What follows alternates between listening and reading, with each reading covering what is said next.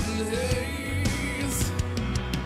Familiar skies and a well-worn path. Oh yeah, I need a clown to cover up my escape. The clock is an unforgiving warden who watches as I'm off mistaken.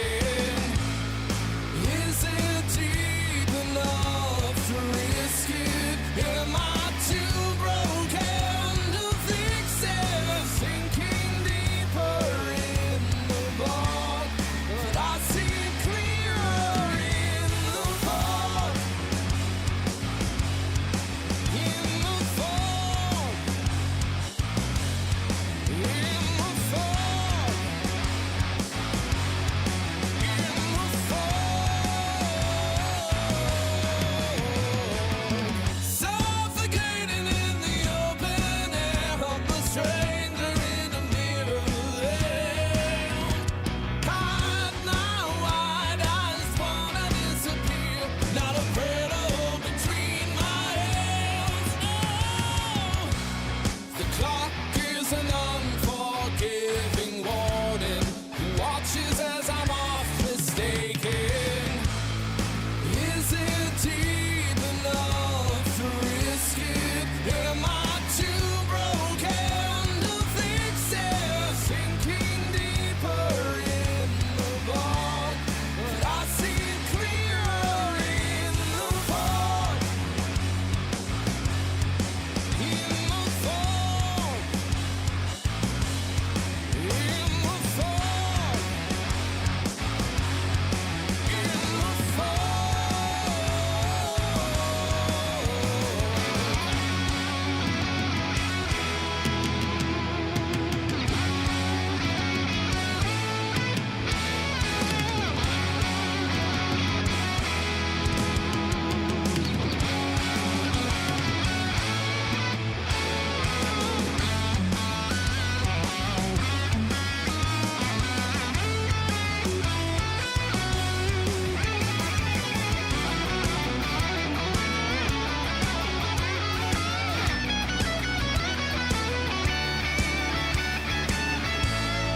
Is it deep enough to risk it? Am I too broken to fix it? Sinking deeper in the bog, but I see clearer in the fog. Is it deep enough to risk it? Am I too broken to fix it? Sinking deeper in the bog, but I see clearer in the fog.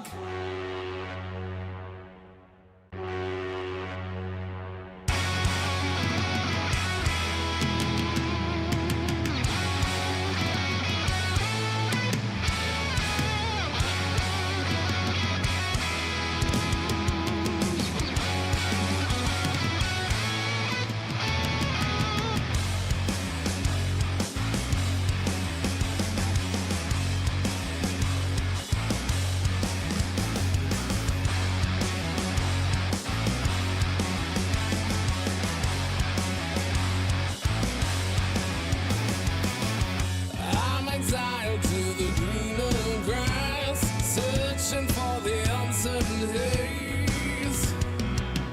Familiar skies and a well-worn path. Oh yeah, I need a clown to cover up my escape. The clock is an unforgiving warden who watches as I'm off mistaken. Is it deep enough to risk it? Am I too broken to fix it? Sinking. Oh, Canada, our home and native land, true patriot love in all of us command. With glowing hearts we see thee rise, the true north strong and free. From far and wide, O Canada, we stand on guard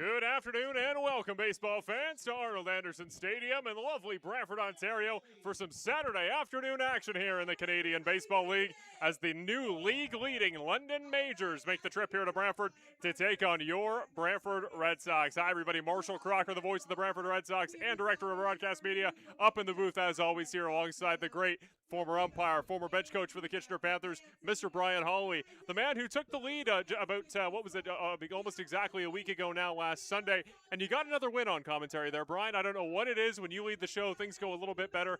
We talked about it. I'm 1-9 in this booth. I'm 3-0 when I'm outside of it during game day. We'll hope we can overcome the curse here today in Brantford, but we're playing a pretty intense adversary. Not just what London's done in the macro and in the aggregate in the numbers this year. Now, of course, 17-8 record, the top team in baseball as of yesterday in the CBL. They knock off Barrie. They take over the number 1 spot, but also the tension still brewing, tension still stirring after that weird, very late nights game we had on Tuesday, July 14th, just a few weeks ago. It's a game that starts at 7, gets delayed. We're not done till after 12:30, and we remember that bench clearing situation. We won't go into the details, but some weird history between these two ball clubs this season. You were out there on field level today. What impact do you think that kind of environment is going to take on today's ball game? Well, I think at the end of the day, both teams are looking at this as we need a win. London is in a dogfight. They want to make sure at the very worst they're going to finish in the top 3 in the standings to avoid that play-in playoff game. And, of course, Brantford needs wins, and they need them now. They need to finish this season 15-7 just to reach 500 and hope somebody drops back so that they can get a shot at one of those playoff positions. So at the end of the day, it doesn't matter what happened last time. Nothing matters what happened last time. All that matters is today's game, the next pitch, the next out, the next at bat, getting a win today. At the end of the day, this is professional baseball. We're playing for money. We have no time to be thinking about what's happened in games past. It's time to put your nose to the grindstone and get some wins. Well, let's talk about the game on the field. We join you today after the national anthem, so it'll be a close turnaround before the first pitch. And the gentleman administering the first pitch here in a couple moments, Connor Irvin. We'll show you in a few moments the full matchup board for today's two starting pitchers, Luis Perez and, of course, the man on the mound there, Connor Irvin. You see on the left-hand side, it was a bit of a rough slump. A couple starts that I think Connor Irvin wished he'd had better control of early, but his last time out against Kitchener here in this ballpark, he looked exceptional. He was fantastic. He gave them 5 innings of one-run ball, and that's the Connor Irvin that we were expecting going into this season, and they're going to need 5 innings like that because this team is sorely lacking in pitchers that can go deep into a game. And when the next 2 weeks come in, when they're playing 4 games a week or 7 games in 12 nights, they really need to make things happen, and it's the pitching that's going to drive that. Ball popped up, just foul over the fencing at the first base line there. Michael Escato, the first one up today for the London Majors. Let's take a look at the London offense if we can here for a moment. Most of the same names you're used to seeing. The Majors don't really rotate all too much, especially here in Brantford. Escato's, Dunick, Inoa, the top 3. Sterling Joseph hits there in the 4. Trent Lenahan, who's been red hot here at Arnold Anderson, in the 5. Deolio, Dryers, Bernie, and Babiuk, the 9 for London. Swing and a miss past the third pitch he sees for Escato. Irvin doing a good job establishing the zone for 1-2. And a slight change from the batting order from last time as well. They had Lenahan batting in the 2-hole and Zadunik down at, I believe it was 6 with Deolio and 5. So a little bit of mix-up, and of course Lenahan hit that big home run to stretch out the lead last night against Barrie. A little bit too high. Doesn't get the call there. Going to even it up at 2 apiece. Escato, the man from Santo Domingo, Dominican Republic, like quite a few on this Brantford roster. Of course, the All-Star in 2026, his rookie season in the league. That one up in the air. Should be playable over the infield. Ranging back for its Cantor. And it'll be Holmgren to make the catch out there in center. First out of the day recorded on the ball popped in the air weekly by Escato. Well, this is a formidable batting lineup so that you could tell what manager Roop Chanderdat could put almost anybody in the top 6 and feel confident that his team is going to produce runs. Especially with the addition of Christian Inoa from Ottawa about 3 or 4 weeks ago, just made this lineup so long and really tough to deal with. So even the bottom of the order, like guys like Bernie and Babiuk, are also good players. First pitch a little bit wide there for Tucker's Dunick, of course a former All-Star in his own right, the man from High River, Alberta. Hitting .342 on this season. 7 long balls, 20 RBIs. Puts that one up and popped over our heads, foul. Evens it up at 1 apiece with the man you were talking about, Christian Inoa, on deck. And I love the term you use there for this London offense. A long lineup. You don't really get a batter off as both a threat in power or consistent contact, as that one misses wide for 2-1. Good mix there. Connor Irvin, who was the de facto ace of this team last season, brings fastball, cutter, slider, changeup. He likes to use that cutter to bore in on left-handed hitters. And to backdoor, just like that pitch. It often seems the case, Brian. Connor Irvin's game, especially in the early innings, almost entirely dictated, can he get that outside fastball on both sides? Well, it's all about establishing the fastball early on in the game. The cutter is great, the slider is great, the changeup is nice, but establish that fastball. That one put in play right at the second baseman. Bateman gets it clean in the glove, clean on the throw. Ortega will record the second out of the opening inning. So when you can dot the I's on that fastball, you get them in swing mode, and then when you throw pitches in like that cutter he just threw to bear in and get in on the hands of Zadunik, he gets soft contact at what we call a rollover out to second base. Easy play for Bateman. Second hitter from Santo Domingo here in the top three. It is Christian Anoa. The 27-year-old, like we said, he's only played a part of the season here, but he's hitting .368 in 19 games. First pitch a little bit high for ball one. And the thing with Anoa is it's not just the hits. I mean, he takes a lot of walks. He's a patient hitter. He can get deep into the count. He'd be more than happy to take walks, and so his on-base percentage is very, very good. Gets that one on the far side, does Irvin. Evens it up at one apiece. It's Cassidy Watt behind the dish here today. No Andrew Savage in the lineup for Brantford.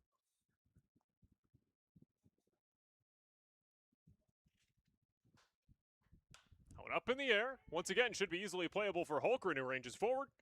Coming down into the glove. Quick first half of the inning there for the Brantford Red Sox defense. Holmgren, a couple steady catches out there in center field, but he looks out on his feet, and the entire Red Sox defense is, well, it's finally, like we talked about a couple weeks ago, continuity starting to work in this Brantford defense here, Brian. We've seen Tim Holick really steady himself back in there to third since he returned from injury. Christian Kazemka's been a pretty sure, glove in the left field. Nick Iadantone starting to consistently play designated hitter. He and Andrew Savage kind of have an interesting role where you got to get both bats in the lineup, but I think they much rather have Kazemka out there playing in left field because since it's been Kazemka, Holmgren, Black, the outfield, Brantford's looked pretty steady on defense.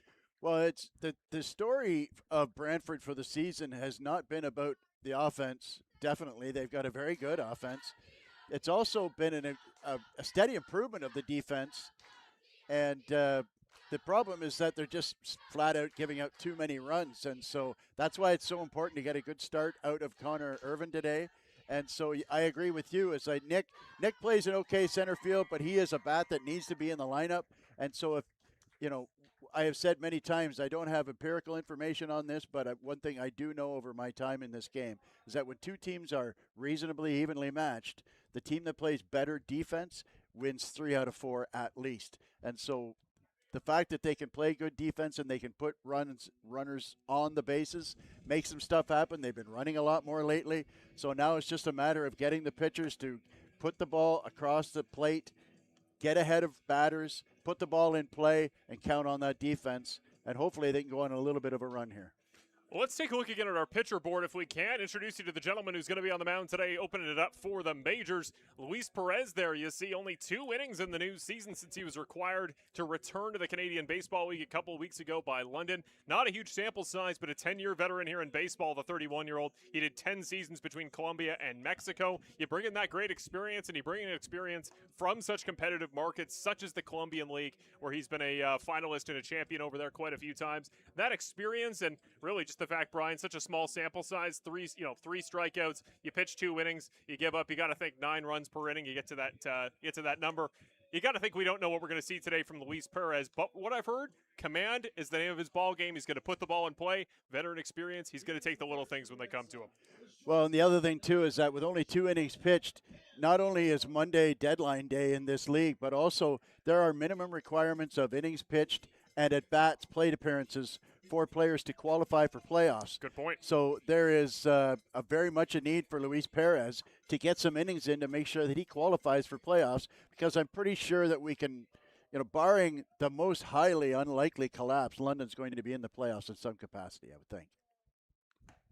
First pitch from Perez catches the top corner here on Jacob Cantor, a gentleman who just had a new walk-up song here a few moments ago. First time I've heard him change it up in 2026, and he's a guy who I think subtly needs quite a big day today, Brian.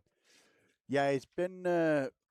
Puts that one in play right towards first. Lenahan gloves it cleanly on the second bounce. Gets it there in time on the ground out.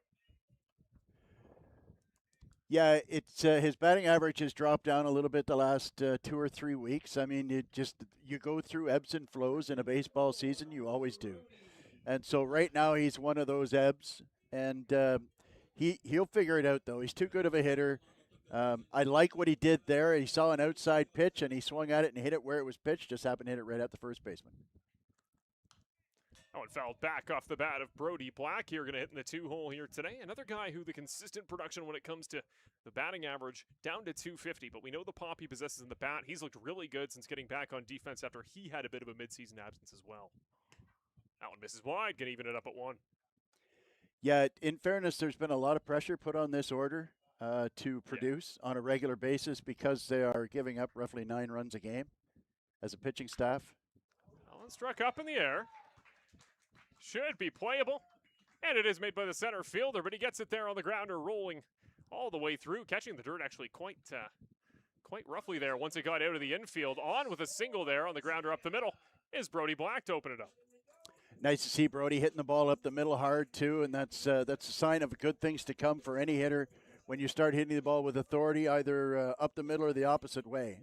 And so that gives an opportunity for probably the best RBI guy in this lineup now. Yes, indeed. There you see 23 ribeyes so far this year for Chris Ortega. 3:33 into Saturday. Struck up and foul over the first base line.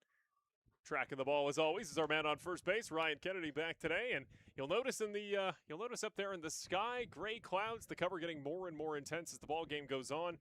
About a 40 to 50% chance of rain projected at some point between now and 5 o'clock. For now, nice, hot, and balmy, and no rain as of yet. Now put in play right at the shortstop. For 1 at second, they try for first. They'll get the double play. The London Majors will end the half inning there on the ground into the double by Chris Ortega.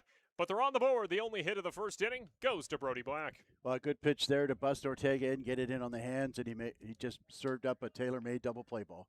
The 6-4-3 will send us into the second inning. Let's take a look on the 2 units we didn't get to see so far. Let's look at the Brantford defense we'll see coming back. We talked a little bit about the outfield, mostly the same unit we're going to see here in the infield. We've talked a little bit, Brian, about what's the dynamic going to be between Charlie Towers, who was newly acquired by Brantford from Kitchener early this season, his defensive versatility, his flexibility, and just his pure prowess on the infield defensive side. Very established, but Lucas Bateman's back at second today, and a big reason for him, Brian, is just that Lucas Bateman has been one of the most sure bats in this lineup through the month of July. Well, we've talked about it before on this broadcast, how he started 1 for 20 on the season, and now his batting average is up near 300. And so when your guy's hitting like that, remember, my old line, if you hit, you don't sit. So at the end of the day, Lucas Bateman is giving them solid defense, and he's hitting very well, and giving them, again, I use that term again, a longer lineup. When your 9 hitters hitting almost 300, that makes your lineup very long. And so, Charlie Towers is a very useful player. He can play multiple infield positions. He also possesses great speed, so he will be a weapon late in games and close games if they need a pinch runner as well. And the guy we're not talking about as well, one of those depth pieces Brantford's done a really good job to add in the infield as the season's gone on. AJ Carosis also coming over from Kitchener. Remember, last time he was in this lineup, they had him hitting in the 2-hole, and he had a homer in his first at-bat here at home. So I think AJ is a guy as well that he builds Brantford's potential to, even in a season, or even in a month of baseball between July and August for both Brantford and London, that's just going to be absolutely ridiculous in terms of how many games are going to be played. All these reschedules, the end date for the season hasn't changed. There's going to be a lot of baseball, so depth is worth its weight in gold, both in the pitching staff and on the hitter's side. Absolutely, and that's why you need that depth. And, of course, some of these guys will get frustrated that they're not playing a lot, but at the end of the day, you've got guys like Towers and Carosis who can come in when you're playing 3 games in 4 nights. You can give Jacob Cantor a day off of the field, maybe DH him, bring Charlie in to play short. Lucas Bateman could play short, so you've got a lot of flexibility there, which is absolutely necessary in a 48-game schedule, because you're right, they're not going to change the season end date. They're going to just pack him in, and I think Brantford goes on a stretch of something crazy like 7 games in 12 nights. And so the real tax is going to be on this pitching staff, which is very short right now. You've got Graham Nesbitt, who's on the roster but has not pitched. Greg Rapp hasn't pitched in a while. Aiden Armitage is still fighting an injury.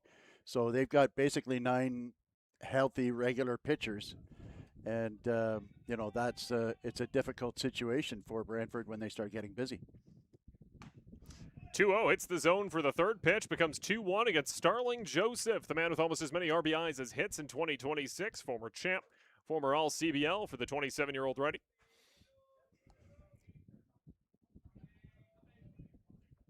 Swing and a miss on that pitch low. That heater, a rare properly towards the dirt, downward breaking heater from Irvin. We always talk about it. He likes to challenge up high. It can be hit or miss, really, depending on the ballpark. Kind of guy who gave up 8 runs at Jack Couch Park when he came here to a pitcher-friendly park. He absolutely shut down the Panthers a week ago. He sure did. Beautiful pitching last week. Throwing strikes, filling it up. Good cutter, on that last swing and miss from Starling Joseph. Trying the change up there, but just kind of left it a little bit up. So a 3-2 pitch here, probably go back to the cutter and try and induce soft contact from a very dangerous hitter in Starling Joseph. Full count here to Joseph. Where does Irvin go? He's set. Kicks and deals. Got him on the swing and a miss up high. Connor Irvin goes upstairs with a little bit of heat, sits down Joseph, the first K of the day for the man on the mound. And he made Joseph extend his strike zone there at the top. That was probably up above the belt. It was definitely a cutter. It's a tough pitch to lay off of, and just a testament as to how tough this London lineup is. One of the most dangerous guys in their order is Trent Lenahan, who's up next, who hit a real big home run last night to stretch out their lead against Barrie. First one right down the middle here against Lenahan. You talk about that game yesterday against Barrie. The Majors have the Baycats number here in 2026, and that's pretty crucial. We've talked about the importance of beating the teams at the bottom in this year's CBL to be able to consistently beat a team at the top. That can be valuable. That head-to-head as that one's out towards right. Ranging back is Black. That one's got a chance. Off the fence, just barely hitting the yellow top of the fencing there off the protective plastic mesh. It comes down. It's a double. But that one, Brian, was a couple inches from a home run. Well, that was a fence buster, that one, and that's just a testament to the kind of opposite field power that he has shown here in previous trips to Brantford. He hit one out to right center last game, if my memory serves me. And it doesn't seem to much matter where he hit, like where you pitch the ball with Lenahan, he can hit it for power. It doesn't seem to matter where his bat hits the baseball. He's the only one of the guys in this league you could say softly hit for a ball off the fence. That's the power Trent Lenahan's got. Well, he has that ability, and I remember probably the best example for fans who are Jays fans would be Josh Donaldson. Had the ability to let the ball travel deeper and hit the ball off the barrel for power. Donaldson used to hit his longest home runs to the opposite field. And he also could take good pitches that were up and slightly off the plate or slightly above the strike zone and hit them out. Lenahan has that same quality. One of the great catchers in the Canadian Baseball League, Eduardo De Olio, up in the 5 spot here. Swing and a miss up high on that one. Irvin's got his spot click, and that's the place he wants to really challenge even the best of hitters. Up high, nobody as of yet can catch up to it. And like you talk about, he mixes in the cutter just enough to keep the hitters guessing. Well, the London hitters thus far have been quite aggressive on those high pitches. We've seen quite a lot of swing and miss on balls above the belt thus far. You've seen a lot of it in 26, and even in past iterations of this team, London really likes that initial knockout punch. They like to end ball games early, really get you out of your rhythm, out of your confidence, even in your own home ballpark. 0-2 pitch, Lenahan on second. Gets him for a called strike 3. Connor Irvin. 2 Ks in the inning, 1 swinging, 1 looking. The man in the middle, Lenahan's double, has him on second. Now we'll see if David Dryers can be the man to bring him home. Smaller sample size on the season, 236 average. So in terms of consistent statistical production, this is where you get a bit of a break if you're Brantford. But Dryers can make you pay. 3 homers on the year, 7 RBIs to go with 17 hits. And he brings a lefty bat up against the righty Irvin.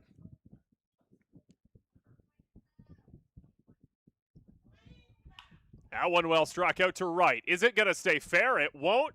Just wide of the fence, and a chance there for Brody Black, who almost went up over the foul fencing to keep that one out of the parking lot. Luckily for the hitter, it's going to be strike 1.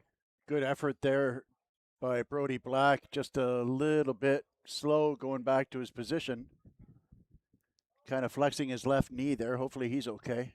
We got to know, Brian, where you parked today? I parked under the trees behind the building, so I'll be a tough target today. It's I will sleep better between innings knowing my truck's safe. Here's the 0-1. Up high, no swing. Came very close. Good job checking up, and the second base ump agrees.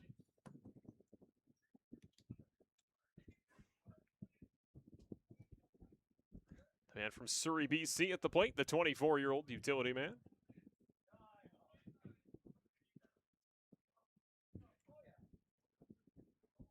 That one struck up in the air again. This time should be playable within the field. Black is under it. Black makes the catch, and that will end the second inning on defense for Brantford. A little bit of offense there from Trent Lenahan and a couple well-struck balls by Dreyers, but other than that, pretty easy start to the ball game for the Brantford defense and for Connor Irvin. Absolutely. He's filling up the zone. I mean, that's the key for this team. We have said it time and again. Last year, the Brantford pitching staff led the league in walks. This year, the Brantford pitching staff leads the lead in walks. When they throw strikes, they tend to have a lot more success. The irony, of course, is they're hitting in a ballpark. I don't know if you caught the stat on social media this week about the amount of home runs hit in ballparks. And it garnered quite some attention and conversation through the fans of the CBL. And, I mean, right near the bottom of that number is home runs in Brantford. And that's not because Brantford players can't hit home runs, because they certainly can. Really, there's only one spot to really target for a home run. Lenahan almost took advantage of it right there in right center. But, I mean, it is extremely difficult to get one out of here in left, and it is near impossible to get one out of here at center and left center. We've only seen one or two all season go out at center field. So that number becomes a little more prominent when you get over into right center field by the scoreboard. But, I mean, if you throw strikes, you can give up a couple of hits. You can make a mistake, as we saw to Lenahan there, and he pounded that ball, and yet the ball stayed in the park. I can give you 3 ballparks right now that ball was out. Christy Pitts is one, Couch is another, Fergie Jenkins is another one. That ball is out in any one of those 3 parks. It stays in Brantford, which is why the necessity to throw strikes if you're a Brantford Red Sox pitcher. And one of the unique considerations as well here for Brantford, you talk about the number of walks still being somewhat of a concern. One thing Brantford, I don't know if it's an improvement or other teams aren't trying as much as you see there, the London Majors defensive unit today, is base running, specifically base running against. Not as many steals against Brantford in these last couple months of the season. I don't know about you. I haven't noticed any particular adjustment by the Brantford pitchers, holding them more honest. Some guys we know don't make it a priority on the mound to defend the run, but Brantford as a team has generally done a better job in that, and Cantor and Black, among others, have been stealing on Brantford's side quite a bit. So the base path advantage starting to swing back Brantford's way lately. Well, that's a great point. In May, it was ridiculous, wasn't it? They were getting stolen on a record pace, and yet they weren't running it all themselves. And so they are running more themselves. More Brantford players are running. They're also hitting better. More guys are getting on base. They've got a couple of new faces over there like Charlie Towers that can run better. Tim Holick swings and misses past one for 0-2. But the big adjustment, we've talked about Jose Arias, who has trouble keeping runs close. The big difference for Jose is that he's been in a really nice stretch where he doesn't have very many base runners on. And so it's tough to steal first, as they say. And there has been a real focused effort on keeping runners closer by the pitching staff. That one just barely misses the zone. Good job by Holick to not go around on it. Timmy Holick hitting a very strong clip on the season, as is expected. Of course, would have played in the All-Star game. Did need to be relieved due to an injury. That one is put in place straight at the first baseman. Not cleaning the glove for Lenahan. Does he have time? He's going to run it out, although he barely gets his foot there on the bag. Weird play as Perez comes over to play it as well.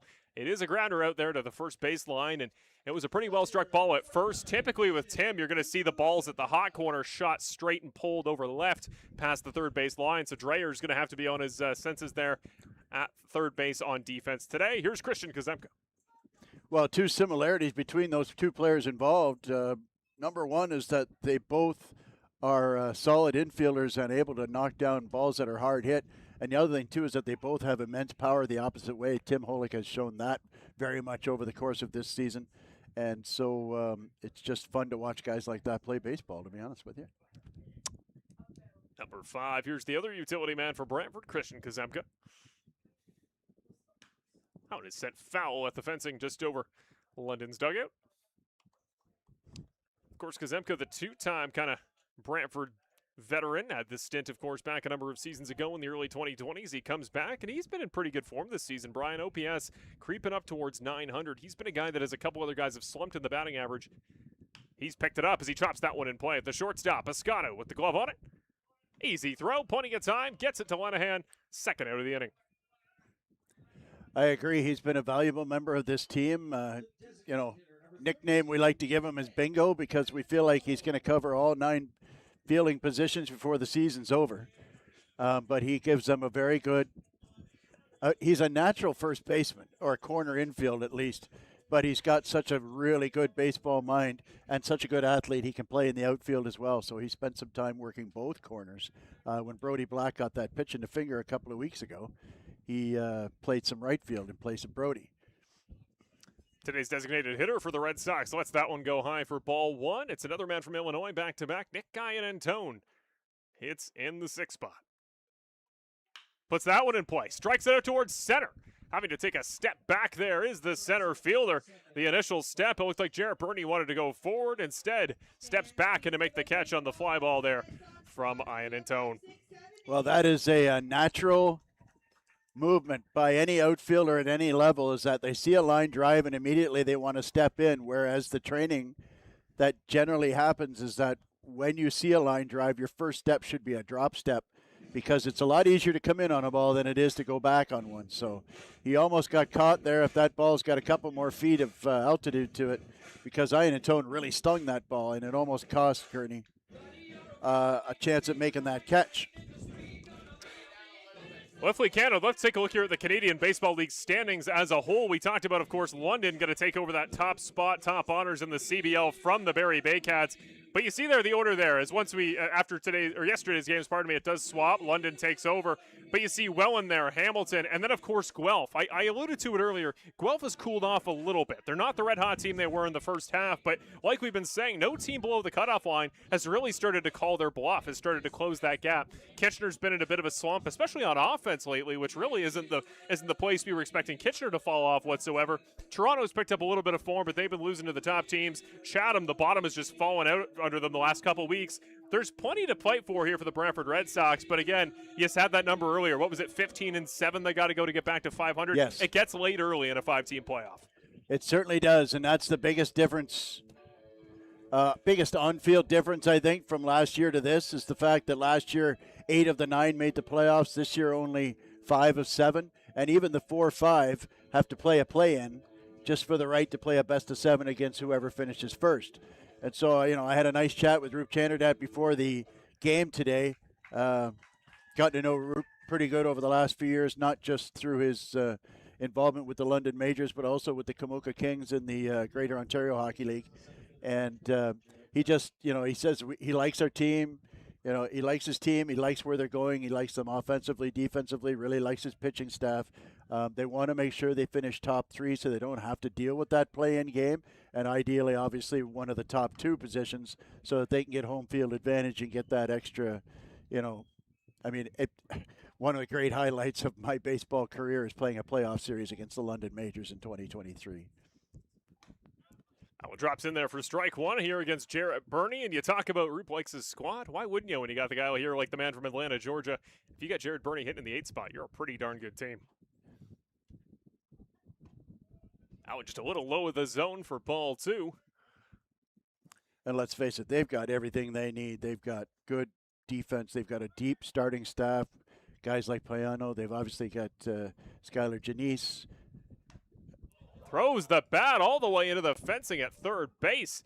Lost his handwork there on the swing as that goes for strike 2. Time to get the spray out.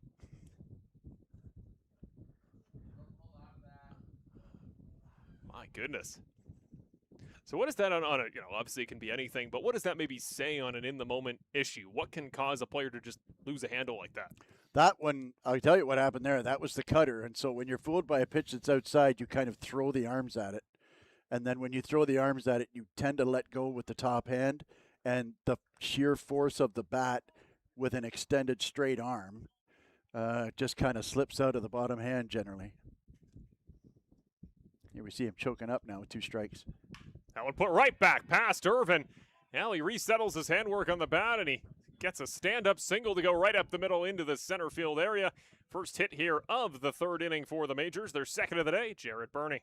Yeah, that's unfortunate for Connor Irvin. A little bit of a mistake there. Caught way too much of the plate with 2 strikes. You know, at a 2-2 pitch, you don't necessarily want to come down the middle. Maybe 3-2, you don't want to lose the 8-9 guys. But on 2-2, definitely he was hoping for a better pitcher, and I'm sure Connor would tell you that was not where he intended that one. So now with nobody out and the 9-hole hitter up, you'd think a bunt is likely here. Yes, it is. He does bunt up in the air. Out of play, just a little bit too far back for Cassidy Watt on defense. And Babiuk's a guy, again, smaller sample size for him, only 64 plate appearances here in 2026, but when he gets on base, he steals at about half his trips to first. He then goes off to second, so Babiuk very effective on the base pass. You don't want to let him get in behind Burney, and that speed here at the end of London's lineup to go with the offensive consistency. It's part of what makes the Majors so dangerous. Shows bunt again. Off the bat, does bunt. Right down the line, right into the path of where he's running. So an easy tag will be made there for the first out on Babiuk, but Burney does advance to second. Good execution there on a tough pitch to bunt. That came right into his kitchen, but he got it down and kept it fair. Was not an easy pitch to bunt, especially to keep fair to a left-handed hitter. If that ball comes in on the right side of the plate or first base side of the plate, for a right-handed hitter, that's an easy pitch to bunt, but when it's right in your kitchen like that, not only does the bat get skinnier, but there's always that notion of maybe getting one in the fingers, which you will feel for a long time. Michael Escato back up. That one popped up and out into the foul area down the first base line. So 1 trip through the order for London, 2 hits, 1 single, 1 double to show for it. Struck out twice there as well in the second inning. So pretty strong start here for Connor, but only 1 out on the board here. He needs to maintain control here through the third inning. But a promising low pitch count start here. Only 34 pitches to this point.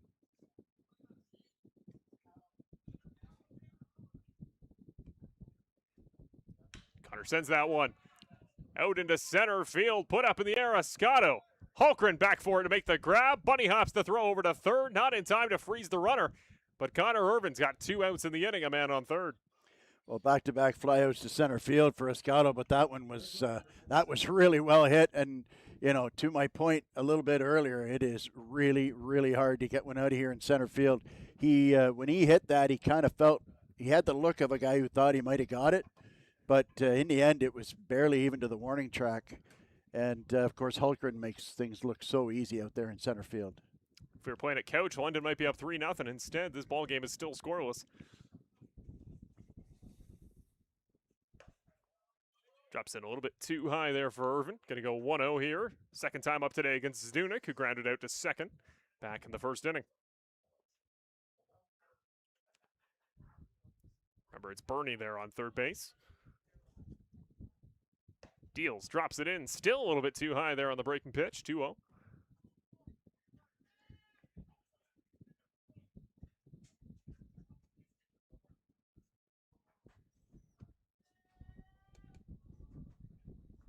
Swing and a miss there on the pitch that drops down on Zdunek. We've seen a lot more of that today there by Irvin.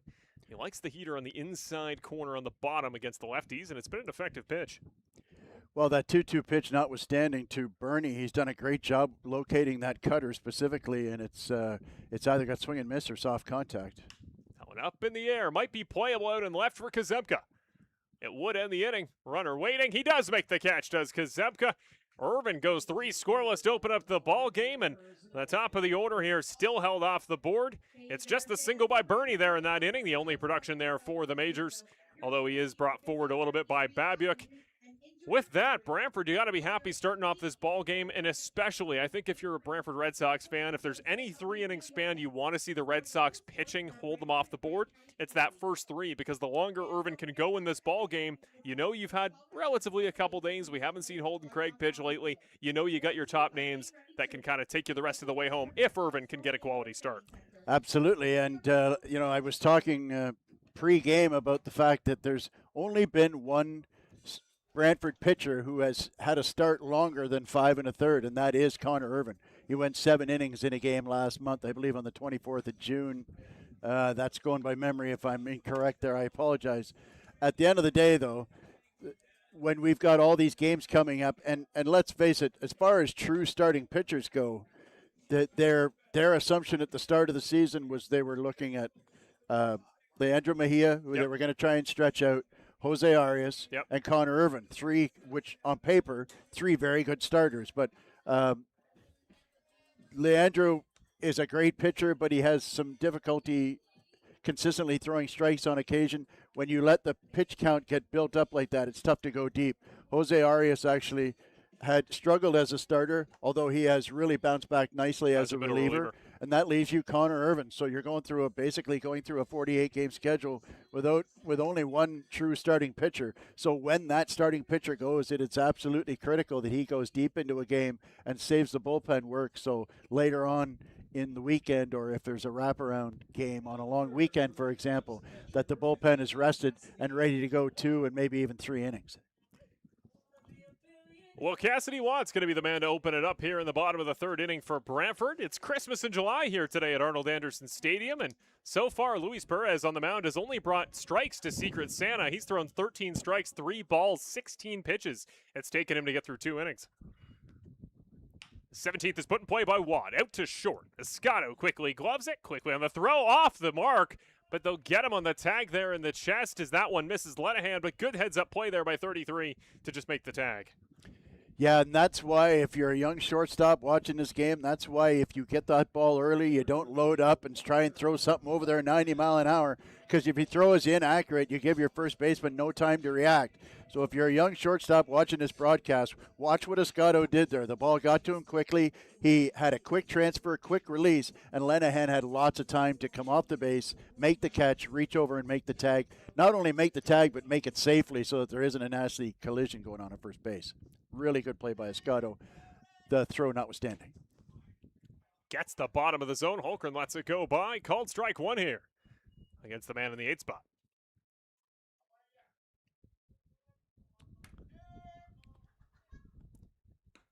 Allen misses off the wide side. Nice take by Holmgren, the man from Harrisburg, South Dakota.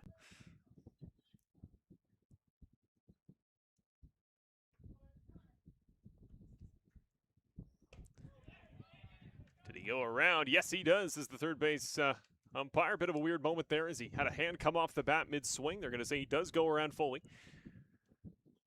Holmgren's been busy out there on the defensive side in the outfield here today. We'll see what he can produce here his first time at the plate. Yeah, Escato himself has kept him pretty busy, hasn't he?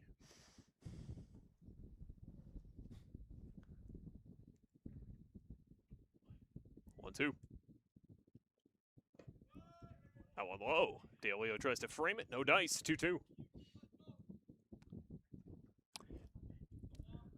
been a bug out there against Luis Perez. He's shown a little bit of discomfort up in his kitchen a couple times. You think he's just going to take a moment here to resettle himself? Yeah, he's a bit fidgety out there, isn't he?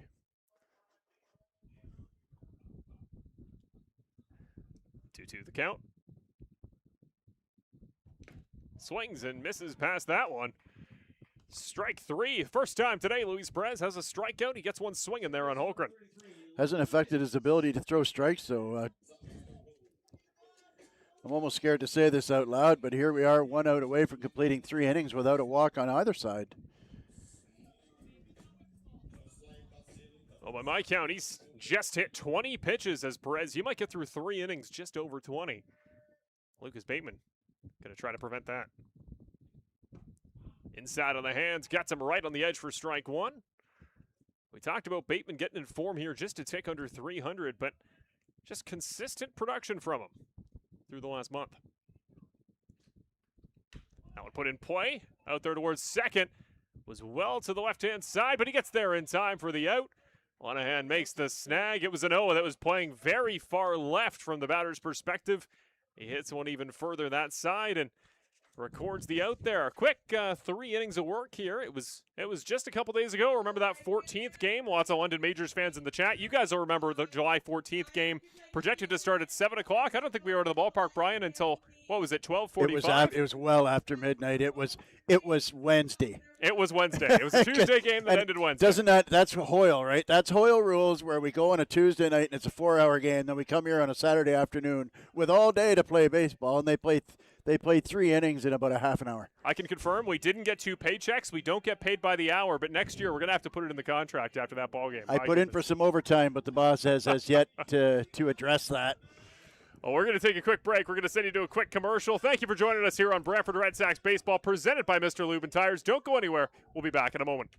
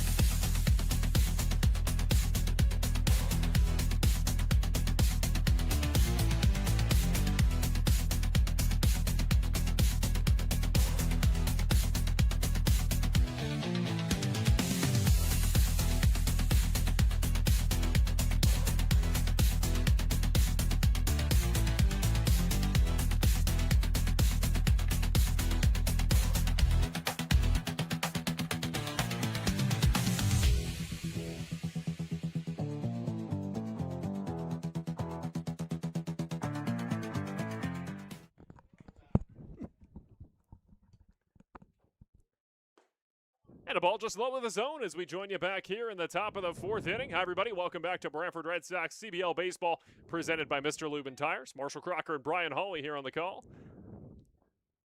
That one misses wide here for Connor Irvin. As we get going here in what should be another, and what has been a number of quick innings of work here for both sides. Irvin and Perez, less than an hour it's taken to get through 3 innings.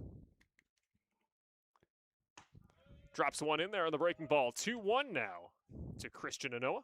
Well, and I'm not 100% sure, but I feel like Connor Irvin is working faster than he has in the past. Like he's working at a very, very good pace here.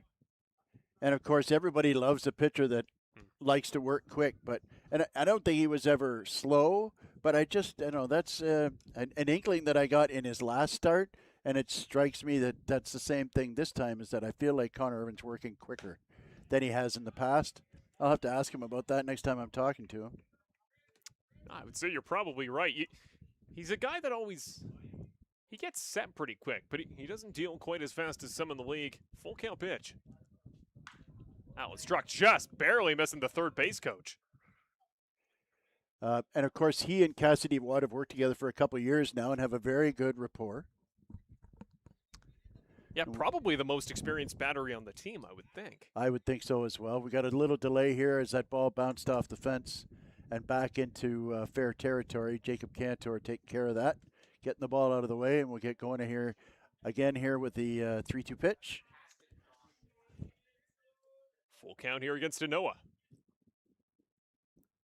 Misses on the ball outside. Christian Anoa sat down. Strikeout swing, the 3rd K of the ball game for Connor Irvin. There's that cutter again that he's been locating so very well over the first 3 1/3 innings of this game.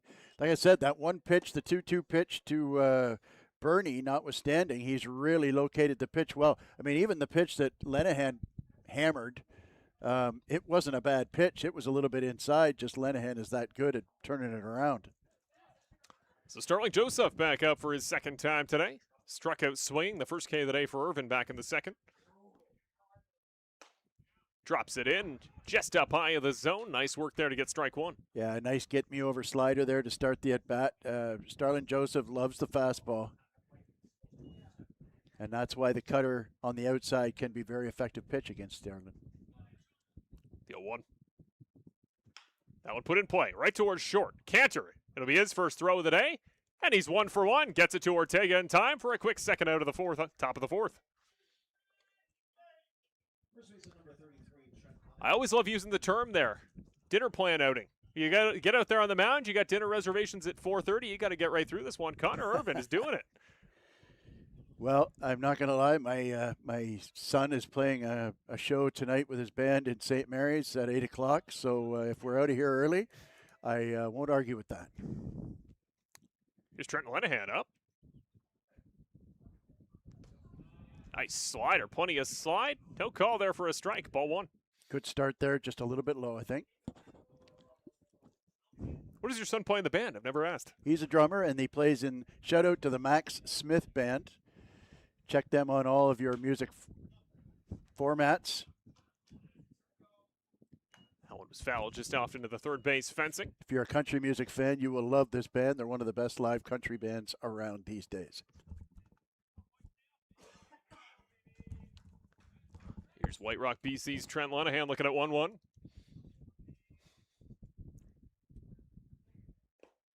That one drops low there on another horizontal breaking pitch, 2-1. The cutter's got such a strong break to it. It's hard to tell out of the hand at all what you're looking at. And if I can notice it, I'm sure the hitters find it even tougher. Well, he just seems to every once in a while just take a little bit off that pitch. It seems, anyways. Struck up in the air, will be foul, will be out of play for Black. Into the range of a car, Ryan Kennedy's got the shot. I didn't see a windshield come apart, so I think we're still undefeated for the day. So this is a very important pitch right here early on in the game when we've got a stalemate, a 0-0 tie at this point in the game against a very dangerous hitter. His bread and butter has been the outside cutter. If you're too far inside, he can really hammer that. That will put in play weakly. Who's going to field it? It's going to be Bateman. Gets it. No, not clean in the hand. Could have been the end of the inning, but unfortunately the slight misplay on the throw gets in there safe on what they may chalk up as an error. It would have been a close play, but Lenahan legs it out. And that's a shame. He made such a fantastic pitch throwing the changeup there. A great choice. What we call a nubber. Got it off the end of the bat there. Excuse me. And, maybe Ortega does well to get on that pitch and trust Connor Irvin to cover the base, but you've got a split second to make that decision as a first baseman. If you don't chase it right away, then all you can do is go to the bag. As you could see when Bateman got there, he was only about 15 feet away from first base. Just high of the zone for ball one here against DeOlio. It's Lenahan out there on first, 2 plate appearances, 2 trips onto a base today. Pretty conservative lead for Lenahan. 2 steps, maybe sliding over to 2.5. Mrs. White again there is Irvin.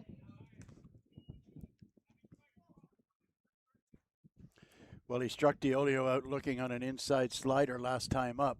DeOlio didn't like the call, but newsflash, batter strikes out looking and doesn't like the call. Now it is just barely put in play. Down the third base line, out of the glove of Holick. Can't quite get within range. The throw back in from Kazemka. They're going to give Lenahan the stop sign on third. It's a stand-up double for DeOlio. Quick show of joy there at the London dugout there for DeOlio, who advances Lenahan after the error. And you always talk about it. I often use the term butterfly effect moment, kind of fulcrum plays. That error there by Bateman to let Lenahan keep the inning going. Well, that could come back to cost him here in one batter's time. Well, here's the good news is that it didn't immediately cause the run there. Kazemka did a good job cutting the ball off and got it back in so that Lenahan could not score from first. And the fact that there is 2 out, or there are 2 outs, and you can get out of this inning without a run if you can make a good pitch here. David Dreyers watches that one go high and wide on the outside part of the plate. And as we recall, Dreyers hit that slower slider inside pitch that would have been a home run if it wasn't 25 feet foul. Now it's Rock. Will get down, out into left field. Just barely fair, and it rolls into the fencing. 1 run comes home. 2 runs come home. Dreyers, the 2 RBI double opens the scoring, and 1 close play at first base is going to spell 2 runs allowed for Irvin. That is a heartbreaker for somebody who is so efficient, so consistent, and so effective through the first 4. A couple little mistakes and a couple missed pitches, and the London's back in the ballgame. They lead 2-0. Well, that wasn't a bad pitch. That was low and outside. Just a great job by Dreyers covering on plate coverage, getting the ball and managing to keep it straight enough to stay fair and score a couple of runs. Nice piece of hitting there by Dreyers. Here's Jarrett Burney. Drops that one in on the breaking pitch outside for strike 1. But to your point, 2 unearned runs are difficult for a pitcher to handle when he's been cruising along without any trouble, and then back-to-back doubles cost him 2 runs. 0-1. Just misses on the far side. Cass tries to frame it up, but it's going to even at ones. So Dreyer's out there on second. Bernie singled in the last inning. He was up. He kicked off the third. Brantford hopes he's going to cap off the fourth.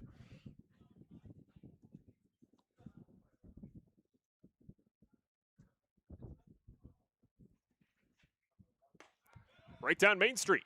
1-2 now the count. Great spot there. That's the kind of pitch that's going to get Bernie out. You got an opportunity here if you want. You can front door a slider or just bore a fastball in on his hands and get soft contact. I like coming inside here. Looks like Cassidy Watts thinking the same way I am. That one off the Whoa, bat, look right. out, Roop. Holy mackerel. Right at Roop Shander out there in the London dugout. My goodness. I'm not going to lie. I've not seen him move that fast before. Boy, he got out of the way in a big hurry there. Doing a Texas two-step, getting out of the way of that line drive, headed right for him. Plenty of London personnel been on the close end of a hard-hit baseball today. And that's why I was so happy to see that fence go in this year in the dugout. That was a scary place to be for a long time. That one shot barely in play. Bateman will get a second chance. Gets it on the hop. Gets it to first. The inning is over, but not without a little bit of damage. He has set it. 2 unearned runs there go down on the ledger for Connor Irvin, who was so effective through the beginning of the inning. The error out there on second results in 2 going up on the board for the Majors. They take the lead, but we know, Brian, the Red Sox offense has plenty in them, especially in bunches in one inning. You can make up 2 if you're the Red Sox, but if you're Connor Irvin, how is he going to bounce back in the 5th? That'll be the question. Well, at the end of, at the end of the day, execute. Execute the way you've been executing. You made a mistake to Eduardo. It wasn't a terrible pitch to Dreyers afterwards, just a nice piece of hitting. At the end of the day, man, you just got to keep doing what you're doing. He's otherwise been very good thus far. This is one of the best hitting clubs in the league. And, at the end of the day, you're not likely going to shut London out. It's time to get the offense going. Top of the order up here. Everybody has seen this pitcher once now. And so now it's time for Brantford to do what they do, top to bottom, and that is to have good, grinded out at bats, get deep into at bats, make him throw a lot of pitches, and wear him out.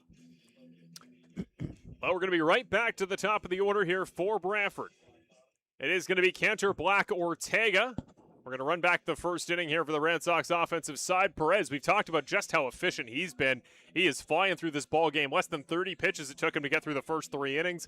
Keeping an eye here on the Brantford pitching staff, who may relieve and come in for Connor Irvin whenever he leaves the ball game here. We saw Jose Arias out a moment ago behind home plate chatting with a former London teammate. Gave him a bag of Cheetos, I saw. Arias absolutely dealt last time we played London. I'm very curious to see if we see him today. I did see Anthony Portolato make the stroll over there into the Brantford bullpen, so we'll see what they think in terms of personnel. But again, for Brantford, it's been a pretty short weekend, and they're one of the few teams to not play tomorrow. Well, at the end of the day, they need wins. It's all hands on deck. And when you don't play the next day, then all your best arms have to be available and ready to go on a moment's notice. Yesterday they saved a couple innings. They took a little bit off the reliever, endurance as a whole. We had Christian Kazemka pitching again. Did 2 innings at the end of the game just to eat up a couple outs. Finish that one off there. I'm really advocating. I want Kazemka bingo. I want 49 to play every position at some point this year. I think he's still just missing second, short, and center field. And catcher, of course. And there's 3. Maybe he has played short. Either way, 1-0 here.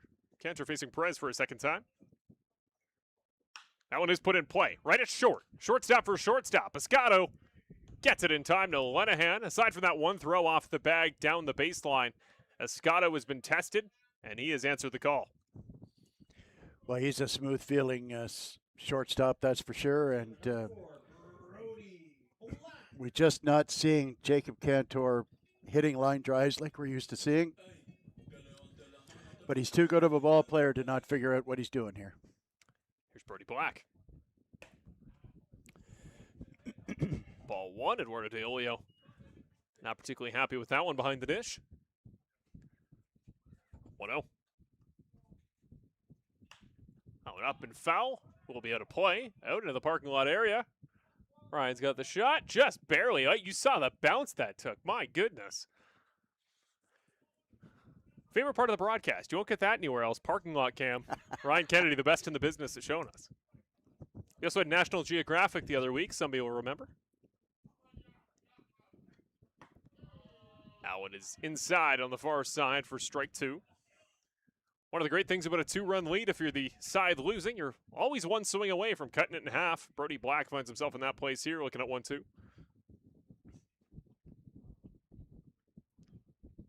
Now trapped in play. Might get through the infield. Close play for the second baseman, but Anoa can't get a glove on it. Black rounds the corner. A little bit of a slow play by Bernie going to grab the baseball. Black, though, will check up at first. He's on with a single. And he's 2 for 2 now. A couple of base hits up the middle.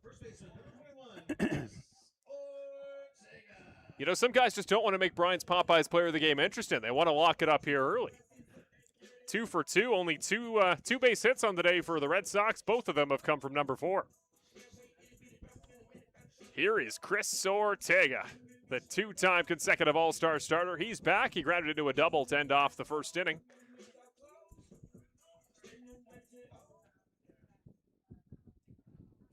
Perez is ready. Kicks and fires. Runner goes. Black gonna try for second. He's in there in time, and the ball hops away. Swiped bag there for Brody Black. And I talked about it here earlier, Brian. The Red Sox really trying to pick up their aggression on the base paths, and for the most part, it's been working. Well, he got a great jump there, and normally it's quite a risk, trying to run on Diolio, but he got such a good jump there. I'm not sure a perfect throw gets him. 9th swipe of the season, is 22nd as a Brantford Red Sox. Still an 0-1 count here for Ortega. Now a man in scoring position. Still more movement. Well, he was trying to walk him there. He looks like he's really timed up Luis Perez quite well, and if Perez goes into his windup there, Brody Black steals that base easily. He's been consistent. Perez is releasing at the exact same moment. That one up in the air. Hopefully not playable. Up over the head of the grandstand. Comes down, luckily out of range of everybody. Christmas in July, that would have been an unfortunate Christmas present there. Luckily, everybody remains safe and okay. Ortega now looking at 0-2.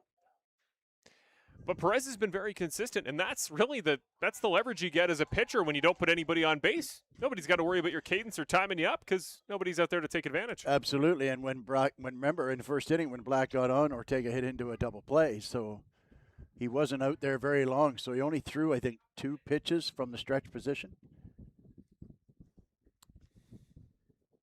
There's a couple Nestor Cortez-like guys that really like to hold on the mound once they get set. Perez, not one of them. That one is chopped in just out of play. Barely misses the left side of third base. Remains 0-2. There's baseball, a game of inches where, Dreyers keeps his ball fair and scores 2 runs, whereas Ortega's is just foul, which also would have scored a run if it was staying fair. And now a Scotto ball that barely missed being a home run. Another disengagement there Is for that the a balk? pitcher. Yeah, it is. It is Yeah. a balk. Yeah. I was going to say, I was a little surprised that motion was legal. They're going to give him the free passes, Black. So now you find yourself in a big spot for Chris Ortega, and with a big bat like that, you love a sac fly being able to score Brody. Well, and right away in comes the London infield, which makes sense with an 0-2 pitch. Likely to see an off-speed pitch here, some kind of breaking ball. Perez is set. He'll deal. That one struck very deep out to left. Deep enough. We will see a tag. Brody goes. The run in. The throw in from left. He's in time. Brantford's on the board. And all the way out, Black almost runs into the London dugout. Body checks Tim Holick on the way by. But he is in for the first run of the ball game for the Brantford Red Sox. He came in and got Tim on the shoulder there. And they had a look at each other, and they're both having a little giggle about it now.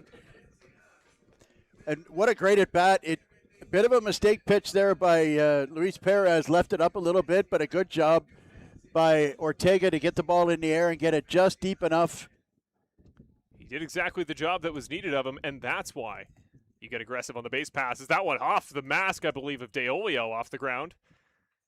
Holick gives him a bit of a check, and yeah, but that's exactly it, Brian. That's why you stay aggressive, because it wasn't a steal. It was a balk for Perez that you induce by being so aggressive. That's what scores on what was already an 0-2 count by Ortega. And so what I was noticing, too, is that the second baseman was vacating the bag early. That one's off the bat. A bit of a number there that is going to go foul. 0-2 for Holick. He was vacating a little bit early or the pitcher was holding onto the ball. So when he vacates, he was going right over into the hole like they were expecting Ortega to hit the ball the other way, I think. And so there was nobody within 25 feet of the base when Luis Perez is holding the ball set, ready to come home. And, of course, that just means Black just started dancing off the bag trying to walk him. Swing and a miss on a pitch on the outside. Perez fired up here as he gets out of that inning. The lead is cut in half there, though. Nice work there by Black to get on. A steal, a balk, and there you go. Ortega brings him home. The Red Sox cut the lead in half, but 4 hits for the Majors, 2 hits for the Red Sox through 4 innings. It's been a pitcher's kind of day here so far, Brian, but I think if you told the Red Sox and Majors they'd be in this position through 4, I think London may actually wish they were a little further ahead the way they've started games lately. I think Brantford's pretty happy with the spot they find themselves in. Well, I mean, London has only had one real opportunity to score here, realistically, and they took advantage of it. They had a guy, they had runners on second and third and got a RBI double out of Dreyers. And so, yeah, they wish they had more, but when you consider how well Connor Irvin's been throwing, they don't even get that opportunity without the error. They got the opportunity, and they took full advantage. They got the 2 runs. Similarly with Brantford, they've only had one opportunity to score, which they were given to them through the balk, and they made that into a run as well. So good on both sides offensively to score when given the opportunity, and that's what good teams do. Well, we see Andrew Savage is in attendance and is in a uniform today. You see in the back of your shot there, far side of your picture, he's there throwing back and forth with Kazemka, keeping the defense ready for Brantford.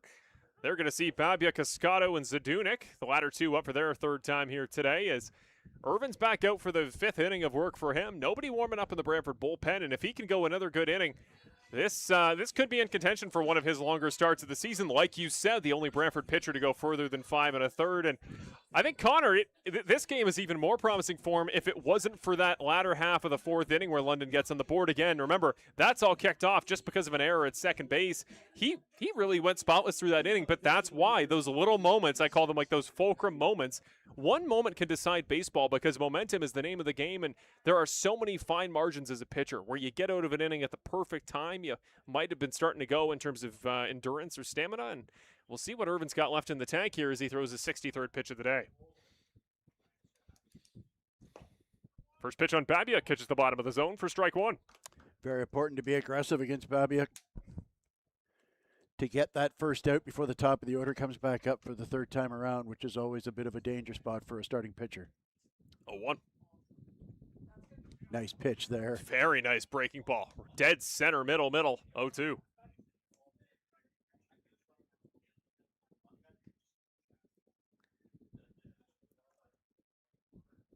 Pitch.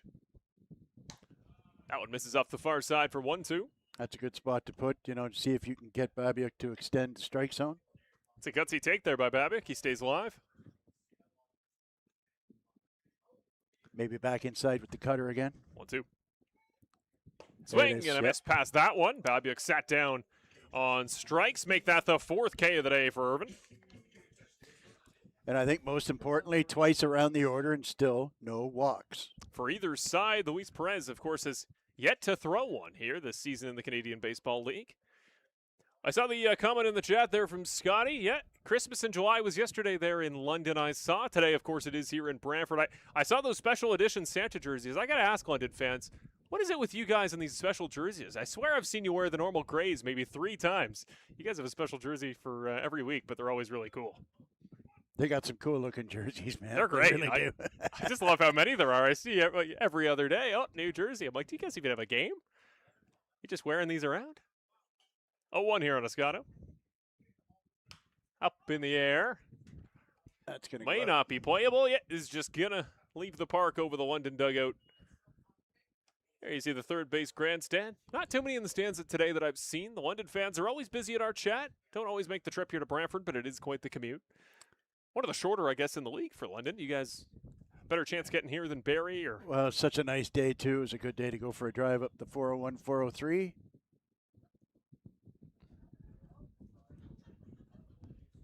Oh, 2. Hope. Oh, drops a little bit low. I think the crowd wanted that one. Escato's glad it went the other way, and he now looks at 1-2 after flying out deep to center twice already. That's a real good take by Escato. That would have been an easy pitch to swing over top. little bit too high this time. Irvin evens it up at 2s. Zadunik on deck. I was talking about Zadunik. My goodness, he has hit unbelievably here at Arnold Anderson in the past. You got to think you're on borrowed time a little bit with him if you're Brantford. 2-2. Swing and a miss on a nasty slider. My goodness, Connor Irvin is back. That was a filthy pitch right there. That was a major league slider right there. Holy cow. And to your point, that's exactly what you want to do if you've got a guy like Zadunik up who has good days here at Brantford. Get him up there with 2 out and nobody on. Every time Zadunik's been up today, he's been looking at nobody on base. We'll see if he'll see what he can do here with empty base paths. I really like what Roop's done with the order for this game. Inside on the hands. Does he go around? Yes, he does, as the third basis. A guy who historically hits very well in Brantford, and you put a stud hitter like a Noah behind him so you have trouble pitching around him. 0-1. Off the tip of the bat, Irvin could be 1 pitch away from 3 up, 3 down on K's.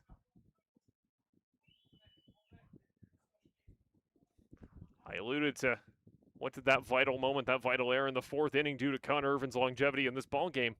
What a knock on wood, but potentially nothing. No, you just got to replicate that first pitch of the at-bat right here. And he does. 3rd K of the 5th inning. What an outing by Connor Irvin. The Red Sox remain at 2-1. To answer your question, that's how he bounces back from Yes. giving up those 2 runs. He comes out and strikes out the side. What an inning for Connor Irvin. 6 Ks on the day. No walks as of yet. Only 4 hits he's allowed.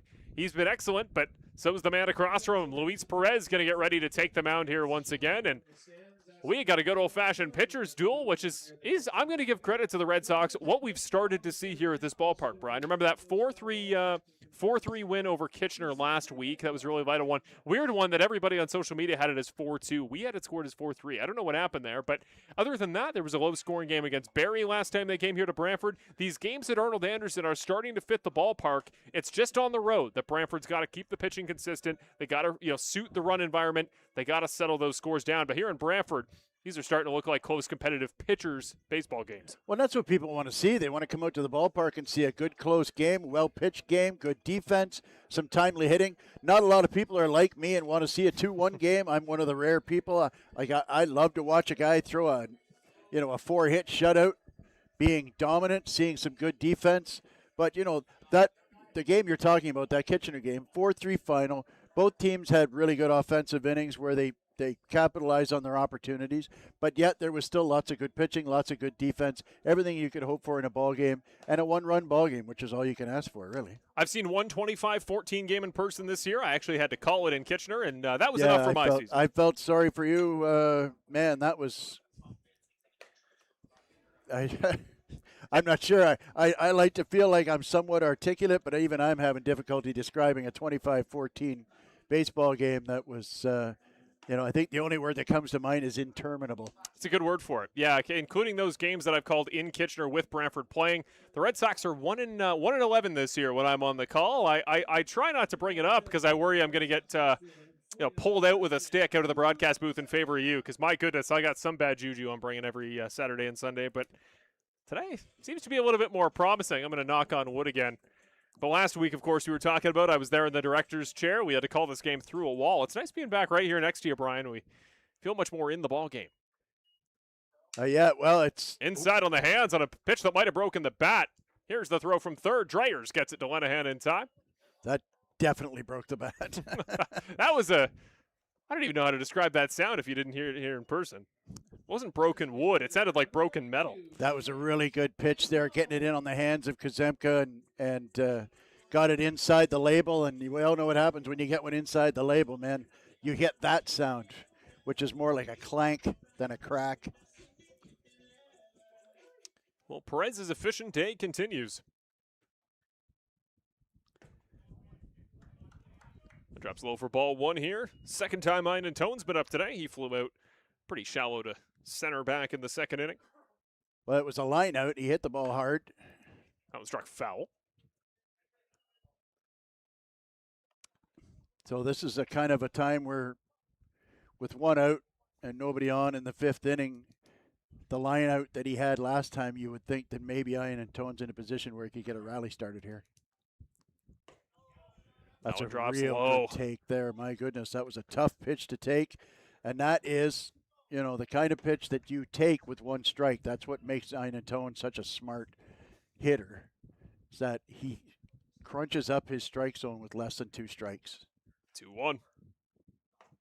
Another one. And what I love about Ian Tone is especially the pitches low that he takes. He drops in full form. He stays structured. He stays in form. He is ready if he decides that pitch is go time about halfway. He's still in full swing form to actually get a piece of it. He's not just giving a tiny tap to any baseball that misses, and he misses another one low. Well taken by Ian Tone. That is a veteran plate appearance there by Nick, even in his early 20s. And that's why he's such a powerful presence here, that you have to get him in the lineup somewhere, because at bats like that, regardless of result, are what you want in the middle of your order. Well, after that really good take there on the pitch low, it just didn't seem like Perez really wanted anything to do with him, to be honest. Well, that's the first walk of Luis Perez's season. He's hoping not to make it a habit as Cassidy Watt comes up to the plate, a guy who's been pretty good in his own right when it comes to consistently getting on base, just under 300 for the catcher this season. That one is put in play on a high chopper. Out to Escato. Tries for 1. Tries for 2. Not in time. Cassidy Watt likes it out at first. And how often do we say that here in Brantford? Fast for a catcher. He's just fast in general. Stays alive there on the fielder's choice.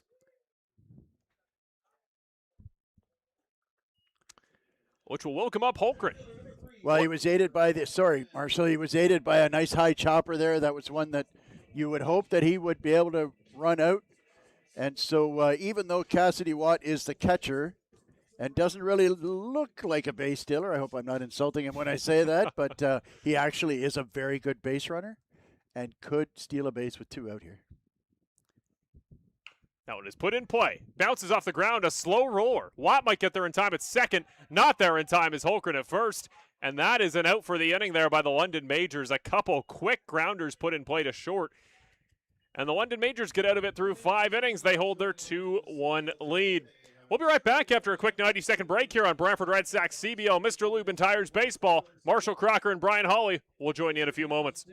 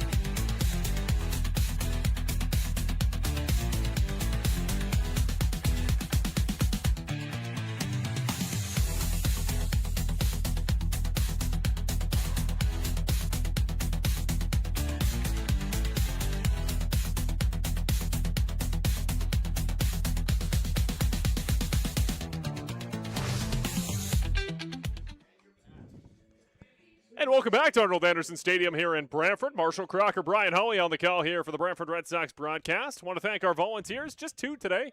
It's myself, Brian, and then it's Ryan Kennedy out there on our first base camera. And as always, our man Brandon there holding it down in the director's booth.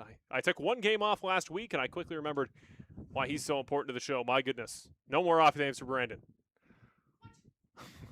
No more vacation, much to his chagrin, I hear from a booth over. Anyways, we're back. I tell you what, you can have tomorrow off, Brent. Maybe. All day. I got some cables he can coil. 1-1, or pardon me, 1-0 becomes 1-1.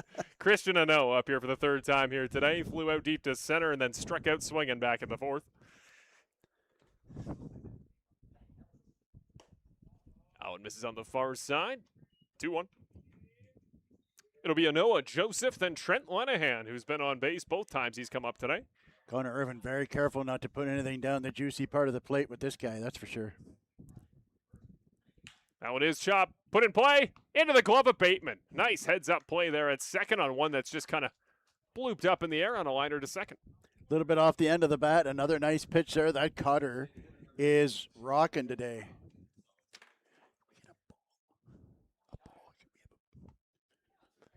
I think if you average this ball game out with our ball game on the 14th, it's a pretty normal length. We're flying through this one. Obviously went almost a quarter of a day last time these two squads played.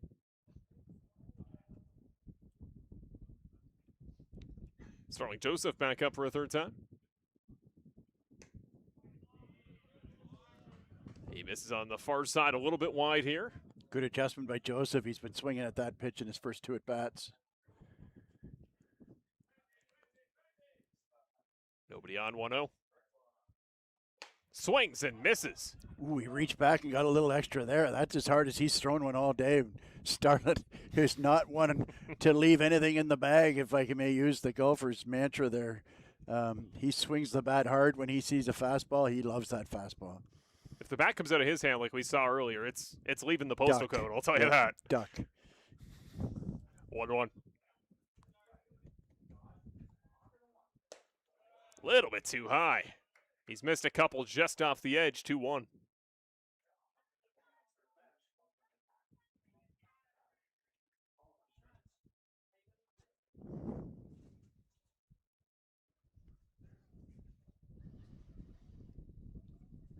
Oh, just barely up high for a called ball 3. trying to front door that pitch there, and Starlin wanted no part of it, but he just couldn't get it to bend back enough to catch the black on the plate there. Irvin has to challenge, but you can't throw a meatball to Starling Joseph unless you want the ball to stay in the park. Yeah, you would need a stewardess if you hang one to Starlin. That one up in the air. It's going to make it a full count on a pitch into the parking lot. Really good spot there, low outside. Definitely a strike. A lot of heat to it. Quite a few bodies there I'm just seeing in the London bullpen. My goodness, they're having a picnic luncheon out there in the bullpen area. I joined a baseball team for the free lunch. Meal budget must be off the charts for the majors. 3-2. That one off the bat is going to stay alive. 6-pitch at bat here, and Joseph really been the first guy to slow down in at bat here against Irvin. He was effective and he was quick in those 3 up, 3 down fifth inning strikeouts. Well, Irvin got away with him there. Cassidy Watt definitely wanted to pitch on the outside part of the plate, and he missed inside, and Sterling Joseph gave it a mighty hack, but just fouled it off. Full count. Oh, very good take by Starling. He was ready to go around on a pitch wide. He checks up in time. I tell you what, he threw that cutter at 3-2 there, which was a very brave pitch to throw, knowing full well that it was probably it was designed to be a ball.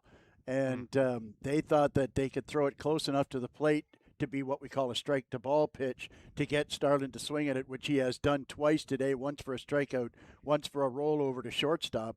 But to Joseph's credit, he makes those in-game adjustments that are so necessary in baseball, lays off the pitch, gets himself a nice, what was that, about 7 or 8 pitch walk. So Brantford's most experienced batter, he going to recharge in a way on the mound there. They're going to have a quick consultation there as Trent Lenahan, the next man up. And this is a big spot again here because 1 out in the inning. Of course, you hold the narrow one-run lead, but if you're Brantford, you know your offense can help make up that gap here with 4 innings left on offense. But Lenahan, he's been on both times he's come up today. Once was that all-important error we talked about back in the 4th inning. Also had a very hard hit double to open up the hitting for London back in the 2nd. So Lenahan's in a big spot, always a threat for a double. And we'll see what Starling can do if he can run here on a hard hit ball by Trent. I'd like to start him off with a changeup, see if you can get him to roll over and get a ground ball. Gets him on the outside. Strike 1. That's what you're looking for here, something that gets Lenahan out on his front foot, get a ground ball. Obviously, if you're a London fan, you're looking for something hard and up because that's what Lenahan generally mashes. Long arms there, Lenahan. He wants to extend. Doesn't get to on that one. Just misses him. May have been able to stand in there and get hit by that one. Instead, it's ball one. A rare two-seamer that went bending back in. I think he was trying to catch more of the plate and get that ball to run in on Lenahan. Same thing, looking for soft contact there. Anthony Portolato's begun stretching out there in the Brantford bullpen. 1-1. Runner goes. Joseph goes. The throw from Watt. Close. Not in time. A little bit of an appeal there by Bateman. He thought he got him on the way down, but Joseph, that was a really good jump there to get in time. It was about as good of a throw as Cass could get. He got up to his feet quite quickly, but it was just a little high. I think maybe a lower throw gets him there. It was a bang-bang play, and if he gets the ball down around the knees, he might have got him there, but it was going to be close either way. So big stolen base there, and now you just got to focus on Lenahan, who can really, as we have made the point a couple of times, can make a mess of you in this game. It's one thing to steal second, even harder to steal third there. I would be surprised to see Joseph go for another one, but he's still got a big lead. Drops in, swings past it. Lenahan is swinging hard just like Joseph was as of yet. No result. That's another one of those high pitches that London has been so aggressive chasing today. DeOlio on deck. Dreyer's 2 away after his 2 RBI double 2 innings ago. I like the outside cutter, but I think you have to bust him back inside again. Can Irvin find his spot on the inside? Watt sets up a little tight. Yeah, gets right it. there. Strike 3 low. Perfect placement there by Mr. Connor Irvin. 7th K of the day. Lenahan sat down for the first time in this ballgame. And now you're in a situation where you've got DeOlio, and I know that Dreyer's hit that 2 RBI double last time up, but DeOlio is as dangerous a hitter as is in this lineup. And so with a base open and 2 out, I wouldn't be too aggressive right here. Try and maybe get something off speed over early to start getting him to expand the zone, but got to be real careful how you pitch him. That one up in the air, should be playable over the infield. Brantford can get out of the inning, and they do. Chris Ortega goes up high to snag that one. The Red Sox keep the deficit to just 1 run, and Connor Irvin still just those 2 runs that wouldn't be on the board at all if it weren't for that error. If you're Brantford, you're one little mistake at second away from this being a 1-0 ball game. I couldn't be happier with what I've seen the last 2 starts by Connor Irvin. Oh, I agree 100%. He's filling up the zone. Again, that was his first walk to Joseph in 5 innings. And even that was, I believe it was an 8-pitch at bat on a nice at bat by Starlin Joseph. So, you know, when you're throwing that many strikes, 1, 2, 3, 4, 5, 6 Ks, I think. 7 total now. 7 now. Oh, I missed that one there. Yep, 7 strikeouts.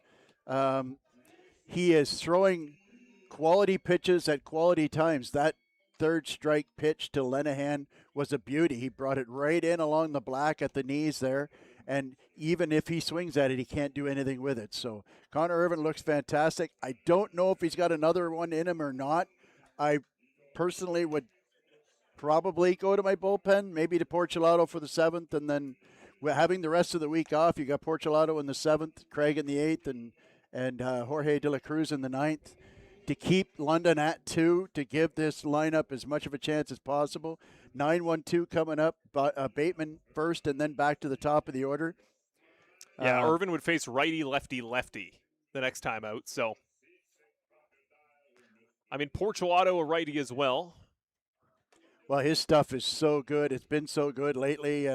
Arias threw last night, or threw in Barry on Thursday. So I don't think we'll see him. I don't anticipate seeing Arias today, but you certainly could see those 3 fellas that I was talking about, get them an inning in each. But it all starts with maybe having a couple of grinded out at bats here in the bottom of the 6th for Brantford to try and get this tying run, push that across the plate, and then try and lock down a formidable batting order on the London Majors. We do see somebody warming up pretty lately there in the London bullpen. Last time we saw Skylar Janice there in that very late, I should say. I guess you could say early if you consider it Wednesday. The last ball game on the 14th, he pitched, and to close out that ball game, he looked just impenetrable. So If you see him, you're worried if you're Brantford. But if you can try to get Perez off the mound here in this inning, you'll see if you have a little bit of a chance against that 7-8 inning reliever. Absolutely. And Janice is, arguably the best closer in this league. There are a couple other ones that are pretty darn good as well, but at the end of the day, you've got a good chance to win when Janice is throwing, that's for sure. Pitch inside on the hands, just catches the inside part against Lucas Bateman, who's going to lead it off here from the 9. Well, Luis Perez certainly got away with one there. Deolio was asking for a pitch on the outside, and he missed the spot by about a foot, still got it over the plate. Swing and a miss past that one for Bateman. He's throwing a similar pitch, which I assume is a cutter as well. It sure breaks like a cutter because he throws it real hard, and it's got a sharp late break to it. The cutter and the slider are two very similar pitches based on velocity. In fact, a lot of guys use the same grip for both pitches. That one is put in play right towards first base. Lenahan on the low bouncer. Gets it to the base in time for the first out. Bateman is sat down for the second time today. Bateman, of course, did actually lead off some ball games in 25. He's mostly been at the bottom of the order this year, but I didn't actually mind the profile of this inning. Bateman, Cantor, Black. Black has, of course, been effective today. You like him as the third man up, but we'll see what Cantor can do because, again, he's a guy who's been so effective all season. He's kind of our resident once he's on base. Good luck if you're the pitcher kind of guy, but he needs to get there first. Yeah, the oldest line in baseball, you can't steal first. And so, you just, maybe more importantly, you'd like to see Jacob Cantor break out. If Ricky Henderson couldn't do it, nobody can.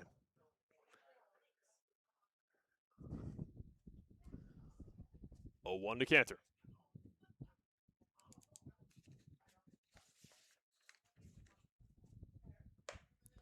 Up high and inside for ball 1. Perez, this is just going to be his 50th pitch, Brian. Yeah.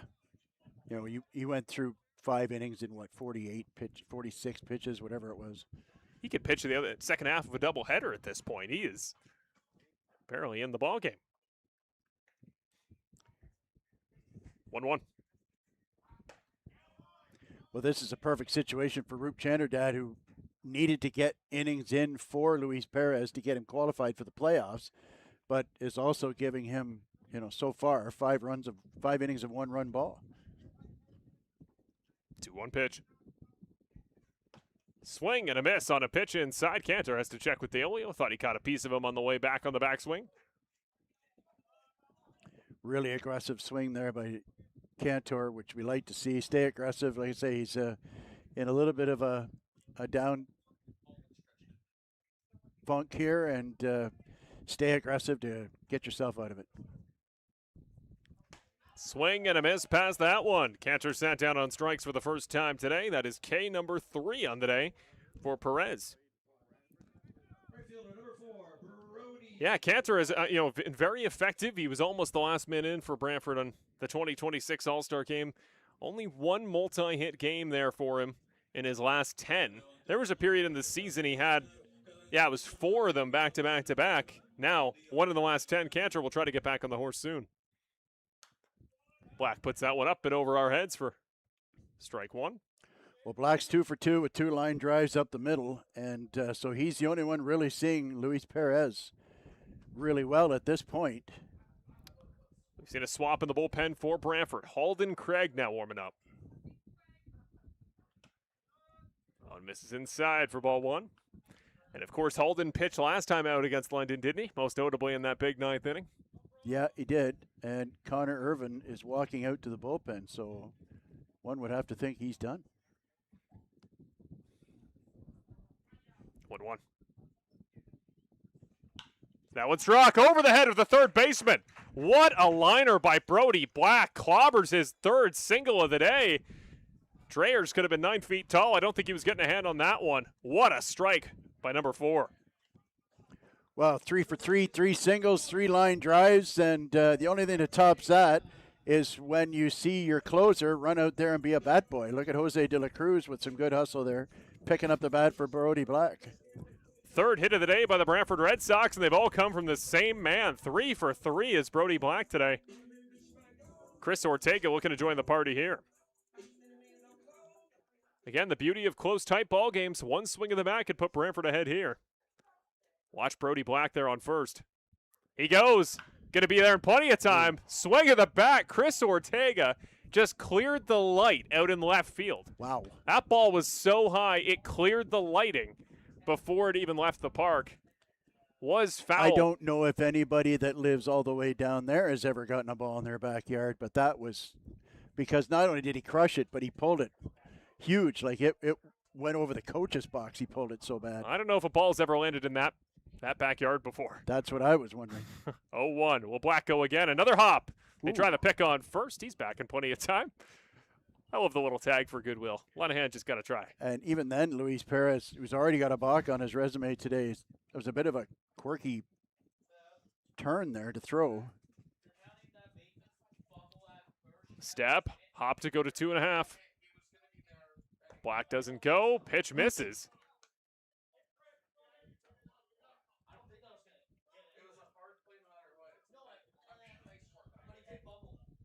One.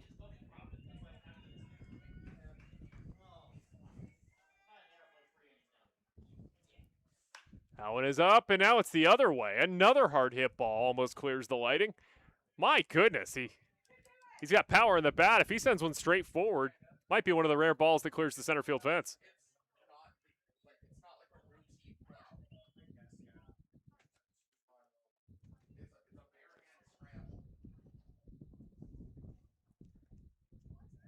One, two.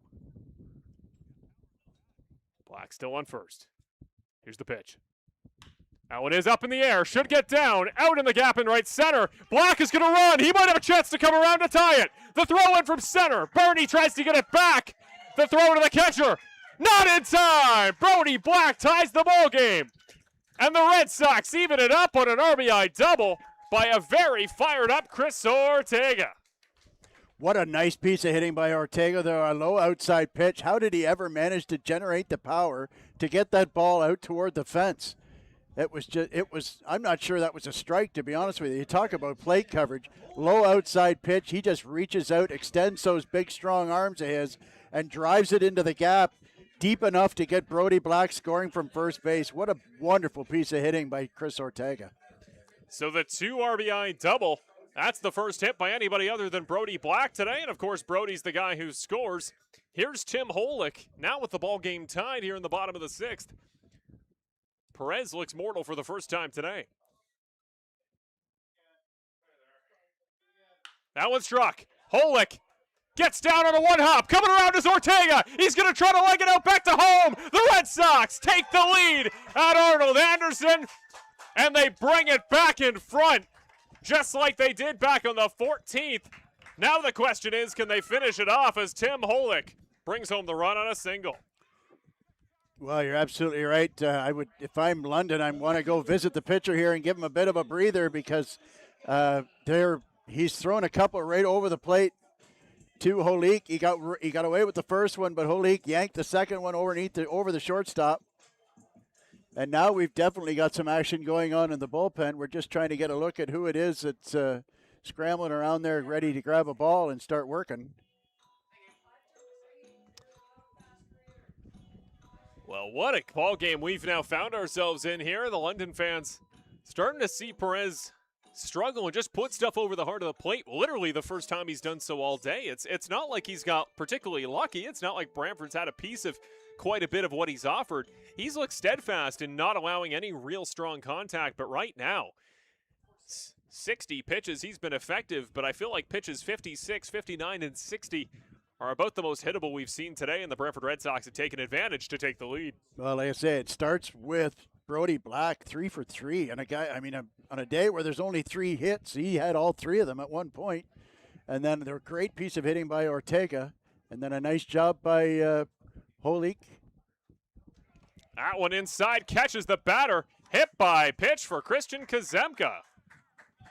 Will be his first time on base here today. He grounded a ball left twice, once to the shortstop, once to the third baseman, and Roop's out to have some sort of chat here with the umpires. Well, they're asking if they might appeal for a swing, but smart, experienced play by an experienced manager, Roop Chanderdad, who's definitely scrambling to get his bullpen going here.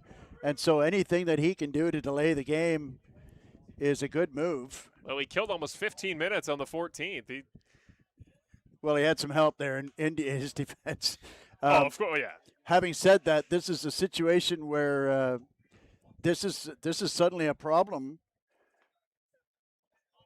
because you've got the most dangerous lefty on the Brantford Red Sox up now, who drew a walk last time. That one misses just outside. Tell you Another what, good I'm not sure there's anybody on this team that knows his own strike zone as well as Nick Einentone does. Nick Einentone is human ABS. It's ridiculous.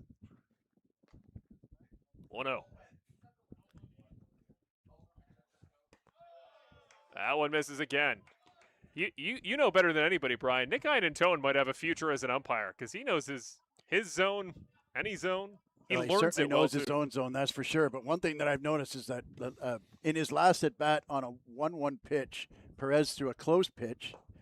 Misses again. Einentone did a really good job laying off. The last 5 pitches to Einentone by Perez have all been in the dirt. Nothing's been close. Another ball would load the bases. Wants no part of him at this point. I've given him the green light just in case. Misses again high. 4-pitch walk.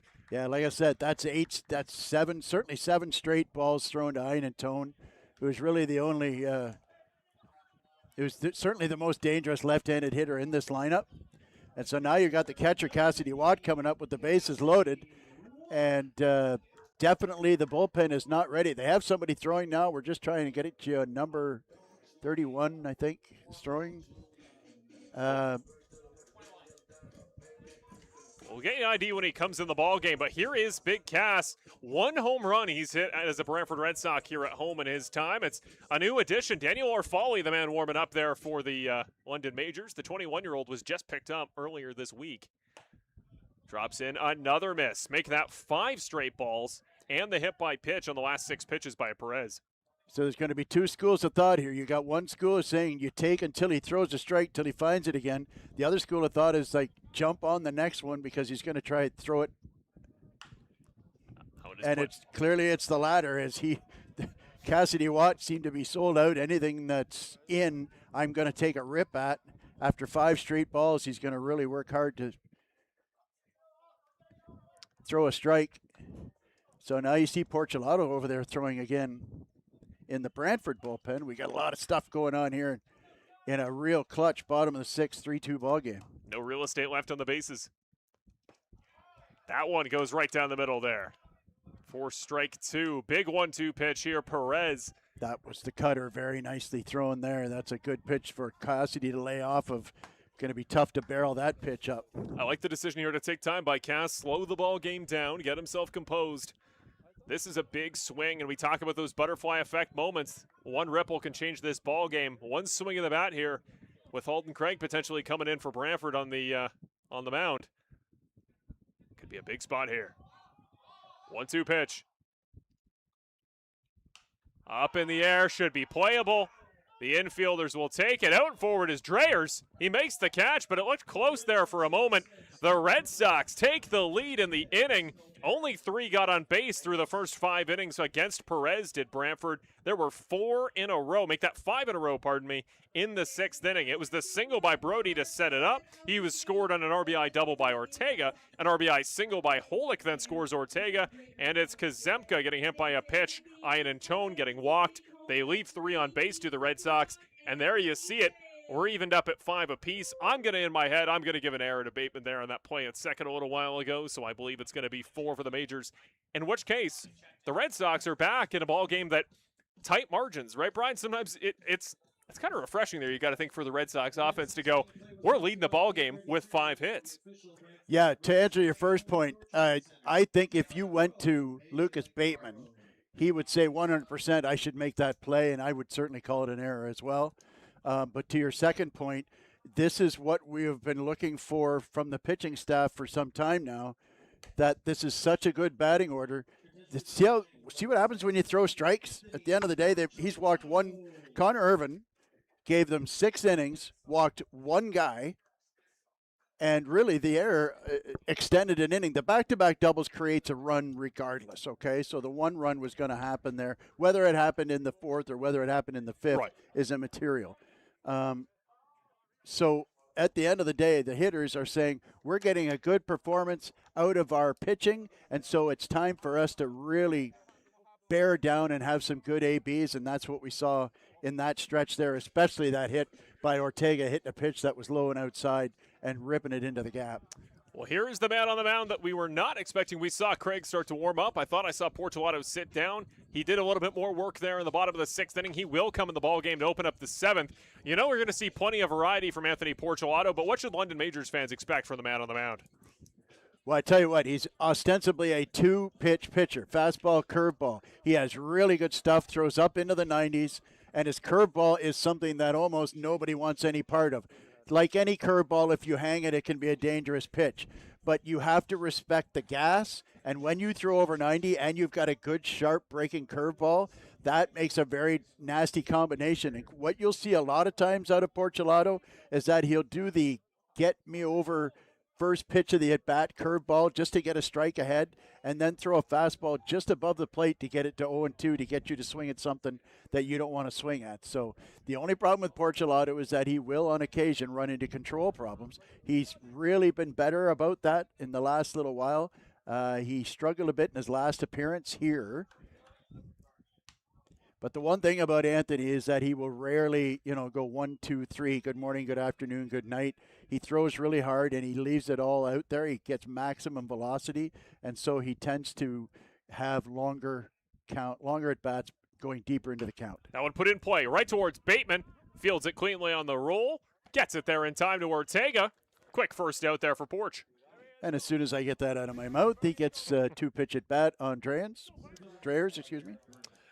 So we did see Mr. Anthony Portolato on the mound there in that July 14th ball game against London. One inning, did allow one run. It was earned on one hit there, but was relatively effective other than that. Well, what happened there, is my memory serves me, is that he came in the 6th or the 7th and struggled a little bit with his control, got the bases loaded, and then Arias came in and mopped it up for him and did a great job, only giving up one run in the inning.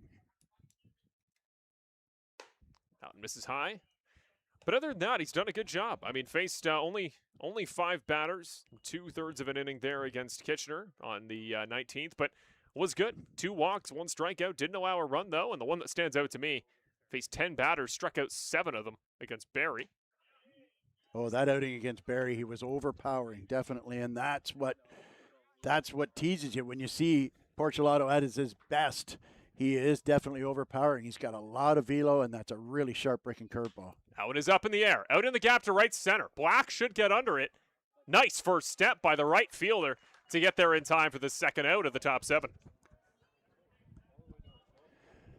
Really good pitch there. Fastball out low and out over the outside of the plate there. And so didn't have an opportunity to get a whole lot of power into that. Popped it up.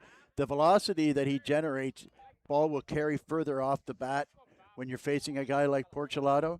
But at the end of the day, if you have to go into the outer stretches of the strike zone, it's really tough to put a charge into it. So that was Bernie who flew out to right. Babiuk watches that one catch the outside of the zone for strike 1. And Holik will come in to the grass. Babiuk, as we know, has very good speed and is a good bunter, as he showed earlier in this game. Gets the outside corner again. Portolato, he's got his spot here against the lefties, now 0-2. One more strike, and it could be a big, effective, efficient inning here for Portolato. Babiuk looking at 0-2. Swings and misses past it. Portolato gets on the board with a K. And the Red Sox are now just 6 outs away from bringing it home. They lead 3-2 as the offense comes out to extend the advantage. I tell you what, when you see him operate like that, it's fun to watch, eh? Portolato, he throws that big velo. He's got that hard-breaking curveball, and when he fills up the zone, it's a real challenge for batters, to barrel him up. Well, that means we're going to see the top of the order for London when they come back in the top 8. Brantford, on the other hand, they're going to have it be Holtgren, Bateman, and Cantor. So basically a repeat of last inning. Just swap Holtgren in to open it up instead of Bateman.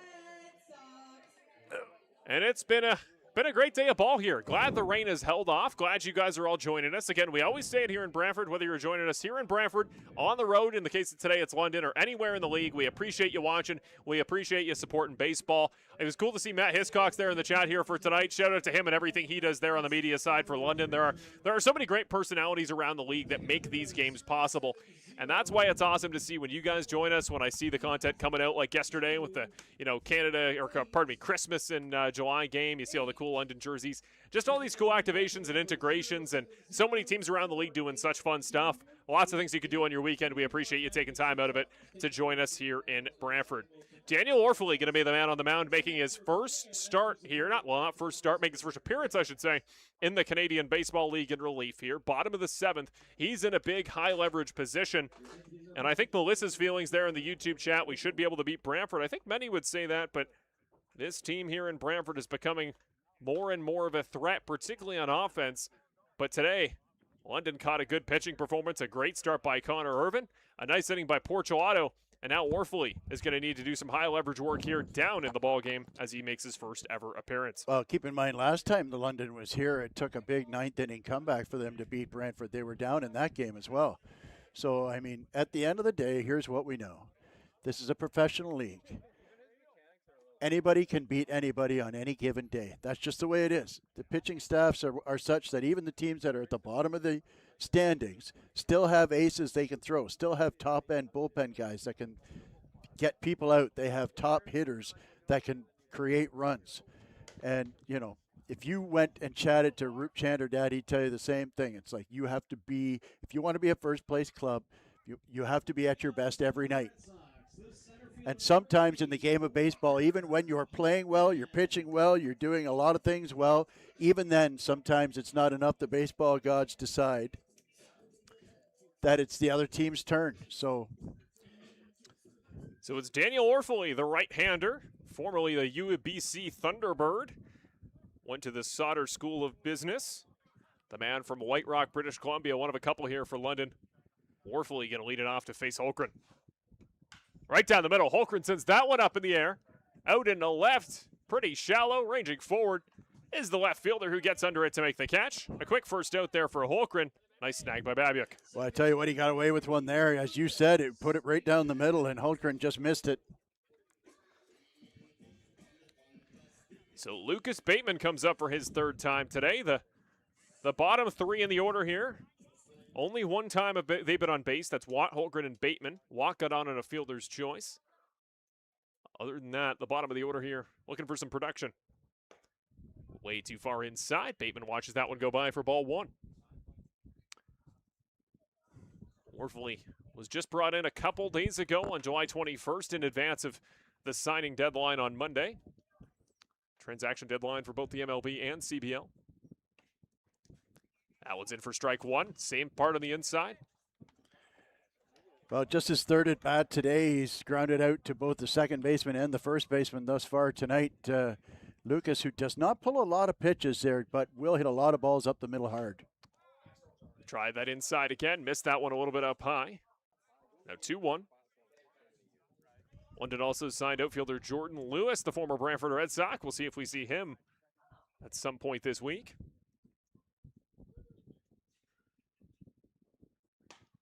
Swings and misses past that one. Does Bateman to make it 2 apiece? It's my first opportunity to see Orfley pitch, obviously, and, good velocity there, good sharp breaking slider. 2-2. That one fouled up and catches the tip of the bat. See that live arm, too. It was probably a 2-seam fastball there that rides in on the right-handed hitter. Bateman asking the umpire if that was in there. I'm guessing probably not, but too close to take. 2-2. Whoa. Up and into the hands on the breaking ball becomes 3-2. That's usually when somebody on the bench yells at you to wear that one, turn your shoulder in and let it hit you. What I mean? Come on. I mean, they're the ones, if you're going to get hit, please, at least you hope it's a breaking pitch. Oh, he swung a ball 4 there, unfortunately. Oh, big slap of the bat off the ground. Bateman very frustrated. And he knows he swung at ball 4. So Jacob Cantor back for his 4th time today. 0 for 3 on 2 grounders and a strike swinging. It's one of those positions here, Brian, you can never take it at bat for granted. I know you're coming in with 2 outs, nobody in front of you. You got the lead, but if you're Brantford's offense, you cannot take a single at bat off against the top team in the league. That one struck hard out to left. Might get off the fence. It's clobbered into the fencing. Cantor going to round for second. He's going to check up instead. He came close. That is a very hard hit single off the fence and left. If he was a lefty that pulled that ball to right, that would have left the ballpark. Instead, he's on with a single. Well, I tell you what, I got to take a time out from my, professionalism here to cheer on a good kid who's been in a bit of a funk lately. And is it ever nice to see Jacob Cantor rip a rope anywhere, whether it was a hit or not? I wouldn't even care. The fact that he ripped that one and it carried all the way to the wall just makes you feel good for a guy who always shows up. He showed up at the park. He walked by me before the game. His uniform was already dirty. He's just, as we've called him before, the kid is a dirt bag, and that's about as high a compliment as I can give to a ball player. And it's just nice to see. I know how much he's been struggling lately. He's usually batting well over 300. He's a possible all-star at any given time. So Cantor will go. He's going to try for the swipe. Out. He is out. That throw beat him by plenty, and DeOlio put that one on the money to lead it out to the right side. The catching accuracy winner in the skills challenge for the All-Star game. He made it clear why on that one. The Majors get out without any more damage. They continue to stay down 3-2, the deficit. Well, good job by Orphaly to get that ball home. He had a real quick delivery time there, and DeOlio doesn't need much help. When he gets a good throw off like that, I've said many times on this broadcast, anytime you try and steal a base against that guy, it's a risk, and a higher risk than you're normally used to when you run on pitchers. But like I said, it also helps that Orphaly got the ball home quickly, and of course Olio threw one right on the money there, and bang, Jacob Cantor didn't have a chance. You see the cloud growing out there just above the left field fencing. Yeah. Ominous, I guess, is the word that comes to mind. I'm sure there's a cloud expert out there that knows what that is. I'm going to throw the word cumulonimbus out and probably be wrong, but it is becoming very overcast. Like we said, rain is projected sometime around now. Currently, we get through 7 innings in just under 2 hours, but we'll see if the weather plays an impact and makes the ball game even shorter. Now on the mound and missing that one a little bit wide on the warm-up pitch, Halden Craig is out here, and Majors fans who remember him from the 9th inning of that ball game. But after that weird stoppage, he looked different on the 14th. That is not the version of Halden Craig you should expect here, especially if he's only got to go 1 inning. Absolutely not. And if you haven't seen this guy throw, and if you're a London Majors fan or a Brantford Red Sox fan, you may remember him from the 9th inning of the last time London was in town here. But he throws very hard. He throws as hard as a lot of guys in this league. Low, possibly stretching into mid-90s when he's feeling strong. He throws a bit of a cutter as well. That pitch he just threw right there was a cutter, and it is super hard to barrel up when he throws that pitch sort of in the middle of the plate and then makes it cut to the outside part of the plate. And especially if you're a right-handed hitter, that's where your bat gets broken. I talked to Terry Smith there a couple days ago. Last time we wrote at a home contest, he said one of their goals is going to be trying to limit how many innings Halden Craig needs to go in every appearance, because there was a point in this season, Brian, if you saw Halden Craig on the mound, he was going 3 or 4. I like that they've dialed him back. 1, maybe 2, work him in smaller sample sizes, don't take as much off that arm, let him be more effective. And he's one of those guys you see on the ledger there, 3-2 record, 24 2/3 innings. He was a mid-season acquisition for Brantford. That should tell you just how much sample size he's played. I think if you cut that down, you get more quality rather than quantity. Well, I had a chat with Terry a few weeks ago about that too, and if you're playing 3 games in 4 nights, I think I would rather have Halden Craig throw 1 or maybe 1 1/3 innings twice in a week than have him throw 3 innings in 1 game, especially if they're close, because at the end of the day you have to win today. That's really all that matters, is win today and then let tomorrow take care of itself. Marshall. Having said that, when he comes out and throws 3 innings, he's done for the week. Yeah. So you'd be much preferring to see him throw an inning or an inning and a third on Thursday night, bring him back on Sunday, and have him throw many as 2 innings on an outing on Sundays. So Escato, Zadunik, and Anoa going to be the 3 here for the Majors. Swings and misses, gets a piece of it on the tip ball, and that one is into the lower midsection of Cassidy Watt. He is down in some discomfort.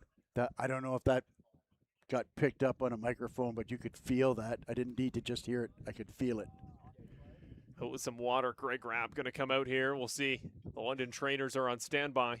The Brantford trainer is on his way in, and that looked like it was very, very painful. I'm not sure exactly where he got that, but Andrew Savage He's out to is now running back into the dugout and getting stretched out just in case he's going to be needed. We all know Cassidy Watt is a super tough guy, but man, we're talking 90-something mile an hour foul tip to get it in a non-padded area. I mean, that's so you want to be a catcher, do you, son? Yeah. Well, that's what you got to deal with as a catcher. And sometimes you can't do anything for a guy. You just got to hand him some water, tell him that joke you know, and hopefully he gets better in the short term. Really scary moment there as everybody takes a brief pause. Everybody tries to take a breath. You try to stay in it if you're both sides in the ball game, but always scary. And I think the other catcher always in particular can kind of relate more to the danger you put yourself in that often goes unrecognized. Two catchers there behind the plate. And well, I spent enough time behind a plate, not just as an umpire. When I was a boy, I spent 5 or 6 years as a catcher, and didn't matter what the protection was. It didn't matter how much.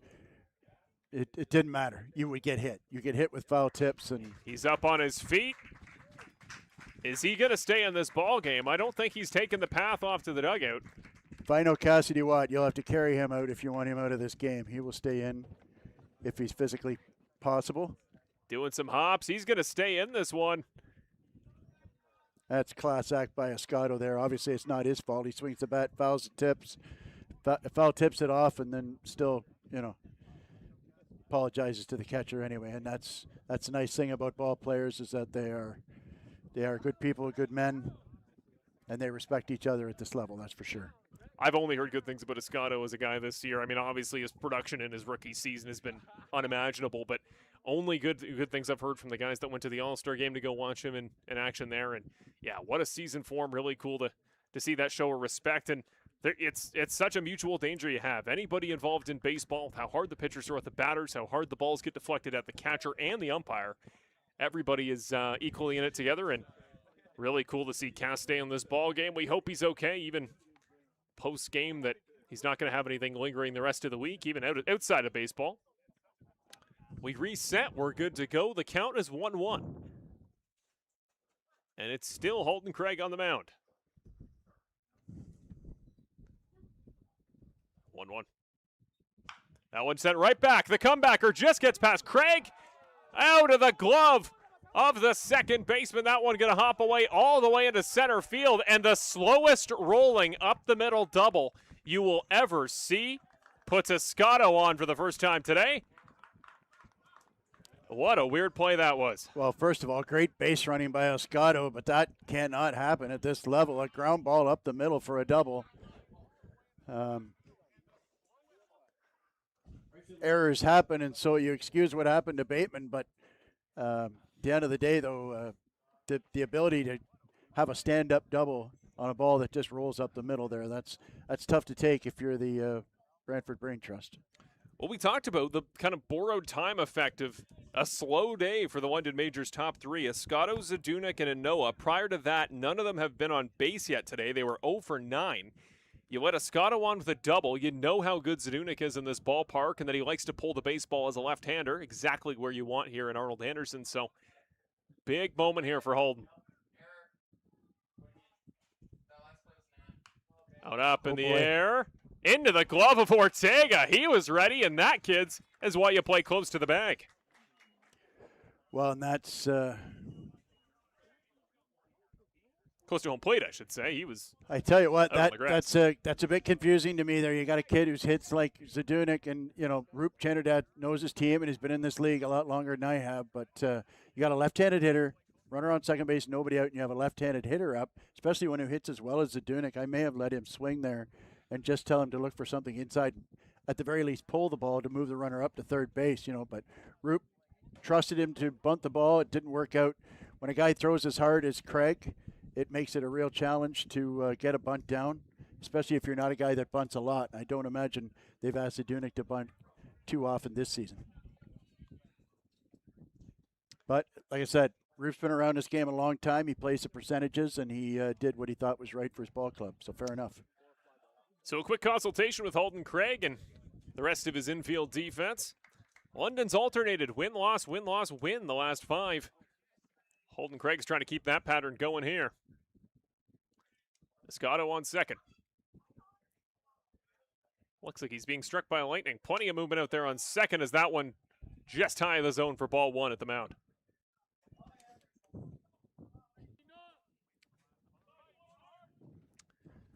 So Winoa's up here, 0 for 3 today. Joseph behind him, no hits, but does have a walk.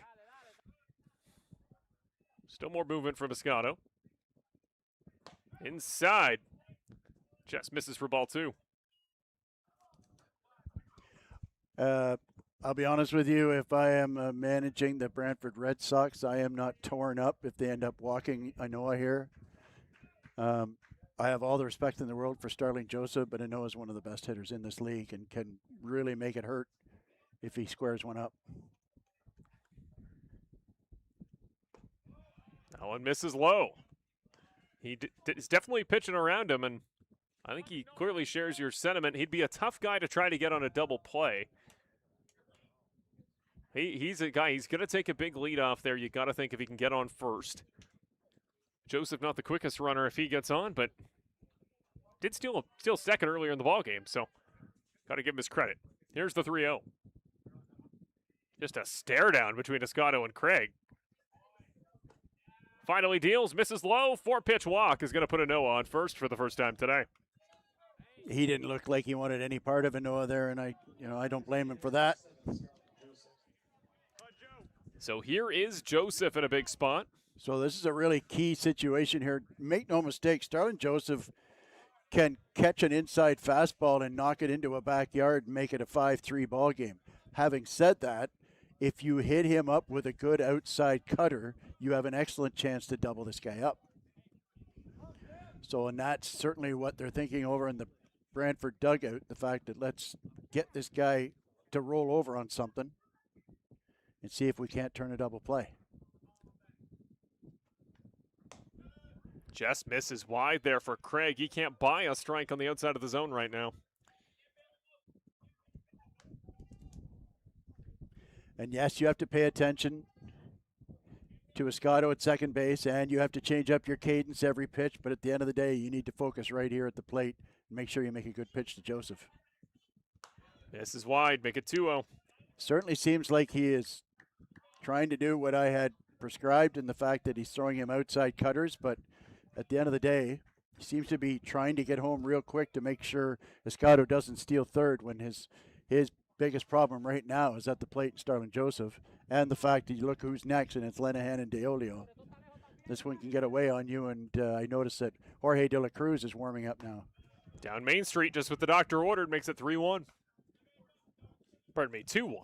So I can't imagine if Holden Craig gets into a bunch of trouble here, I can't imagine that Greg Rapp will hesitate to go to Jorge De La Cruz, ask him for a extended save situation here.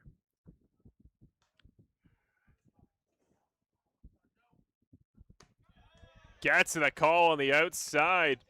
Joseph not going to be happy with that one on the take. Makes it 2 apiece. Yeah, might have got a call there. If you're Holden, you gotta take advantage of it. It doesn't get easier in behind. Lenahan, the man on deck. You hope to induce some weak contact to your try for the double. Right. Probably bust him in here, see if we can get a strikeout. No call. Oh, and you know what? The umpire flinched. Did you see that? I don't know if, I don't know if that came did. through. It was a very close pitch, and you could just sort of see his back kind of flinch there. I'm going to say we're even. I think each side has got one in this plate appearance. You know what? I think that's a fair statement. I think the count should be 3-2. All's fair, full count. Craig versus Joseph. Now let's see who executes here.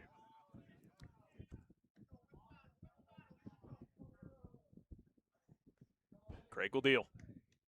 Sets him down on a swing and a miss up high. That ball was up, too. He got Starling, did him a favor. He climbed the ladder because he wanted a swing to take the lead. Instead, Craig gets his second K of the outing. I tell you what, sports fans, if you're a baseball fan, this is a situation that you hope for walking into this game. You have power versus power right here. One of the better pitchers in this league against one of the better hitters in this league. A 3-2 game, 8th inning. If this is exactly what you're looking for when you turn on a CBL game. Lenahan sends that one back past the mound. Rolls out to center. It's going to be a close play by Holmgren. The throw back in. The runner will come home. We have a tie ball game here in the top of the 8th inning.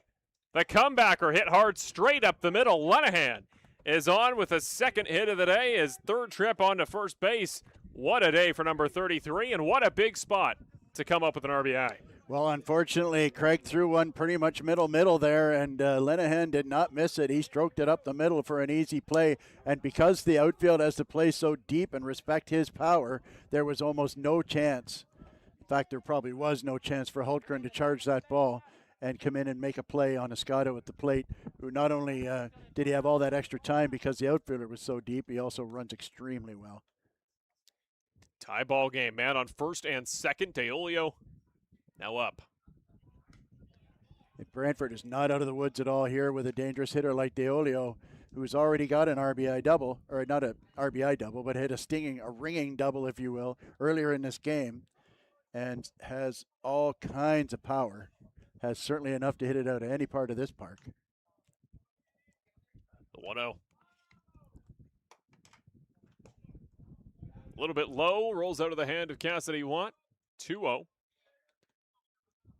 And you always say it, you can't get flat-footed there if you're anybody on defense. The work you do on the defensive side is less work you'll have to do on offense. Right now, you still have one more offensive half inning before the end of 9. You got to maintain that advantage. You got to keep this game tied if you're the defense. And if you're the infield here for Brantford, anything on the ground you can't get to, you got to get a piece of it, knock it down, and save a run. That one's up high. And this is another situation where you kind of feel like he doesn't want to pitch to DeOlio. He'd rather face Dreyers, even though Dreyers is a lefty.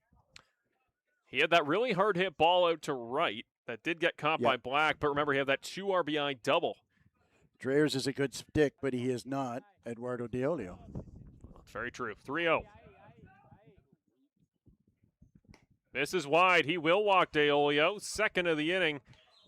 Here is Dreyers in a huge spot with the bases loaded. Ball game tied, 2 outs. Sorry, good time for Rapp to come out and just give him a bit of a breather here. In fact, I think he's going to come with Jorge now. Jorge's going to head right in. I don't mind the call.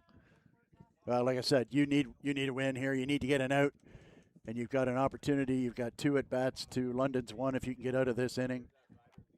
Jorge doesn't typically go more than just the 9th inning. He'll occasionally do the 8-9, but he's a guy, Brian, who's often very efficient, very effective. He just pounds the strike zone, kind of similar to Perez in that sense. Yep. And it makes him effective. It makes him efficient. It means he likely won't get worn out even with the extra batter he needs to face. And like Skylar Janice, also gets a lot of swing and miss. So even when he does throw that splitter for a ball, guys generally swing over top of it. So tell you what, sometimes a team just sees you really well, and that's 2 straight now for Holden Craig, who struggled against London. But if you think back to the 8th inning of that July 14th game, he struck out the side in the 8th inning. Yeah. Before the delay, and he came out and struggled. But that's a great point. He didn't seem to really have full control tonight, and he hasn't. Again, if you haven't thrown in a week, it's tough to really get it. Now, here's a situation where Jorge also has not thrown in a week and has no room for error with the bases loaded.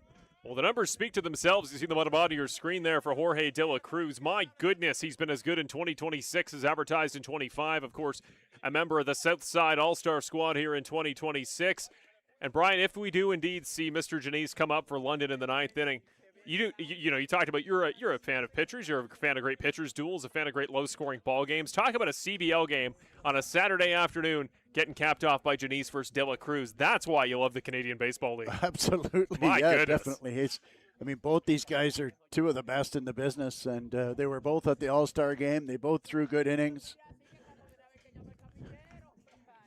If Jorge can get out of this spot, then it would be even playing field into the 9th inning. 2 of the best going to go back and forth. But De La Cruz, he's great at switching the eye level. He starts with the heater. He establishes really well. With Jorge, he's another guy you can kind of tell, like Irvin, what you're going to get just based on the first couple pitches. If he can get the heater up high in a good spot, if he can break hard on the breaking pitches that he needs to get whiffs, then he is going to go, not only is he going to get through this ball game, through this inning, he's going to do it very quickly.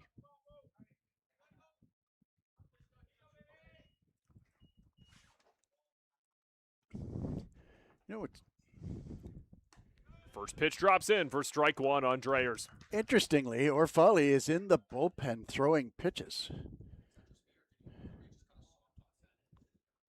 That's something that is super rare when you see a guy who's already in the game go down to the bullpen and get more warm-up. Dreyers misses on another one. Big 0-2 spot here for De La Cruz. Well, Dreyers, the least statistically productive on the aggregate for this season here for the majors. Did have the big hit earlier today. 0-2, what do you do if you're De La Cruz? More of the same. Really, he's just sitting on fastball, begging for the fastball, and you just keep throwing him that junk until he proves he can lay off it. There. Missed a little bit wide. Ball one.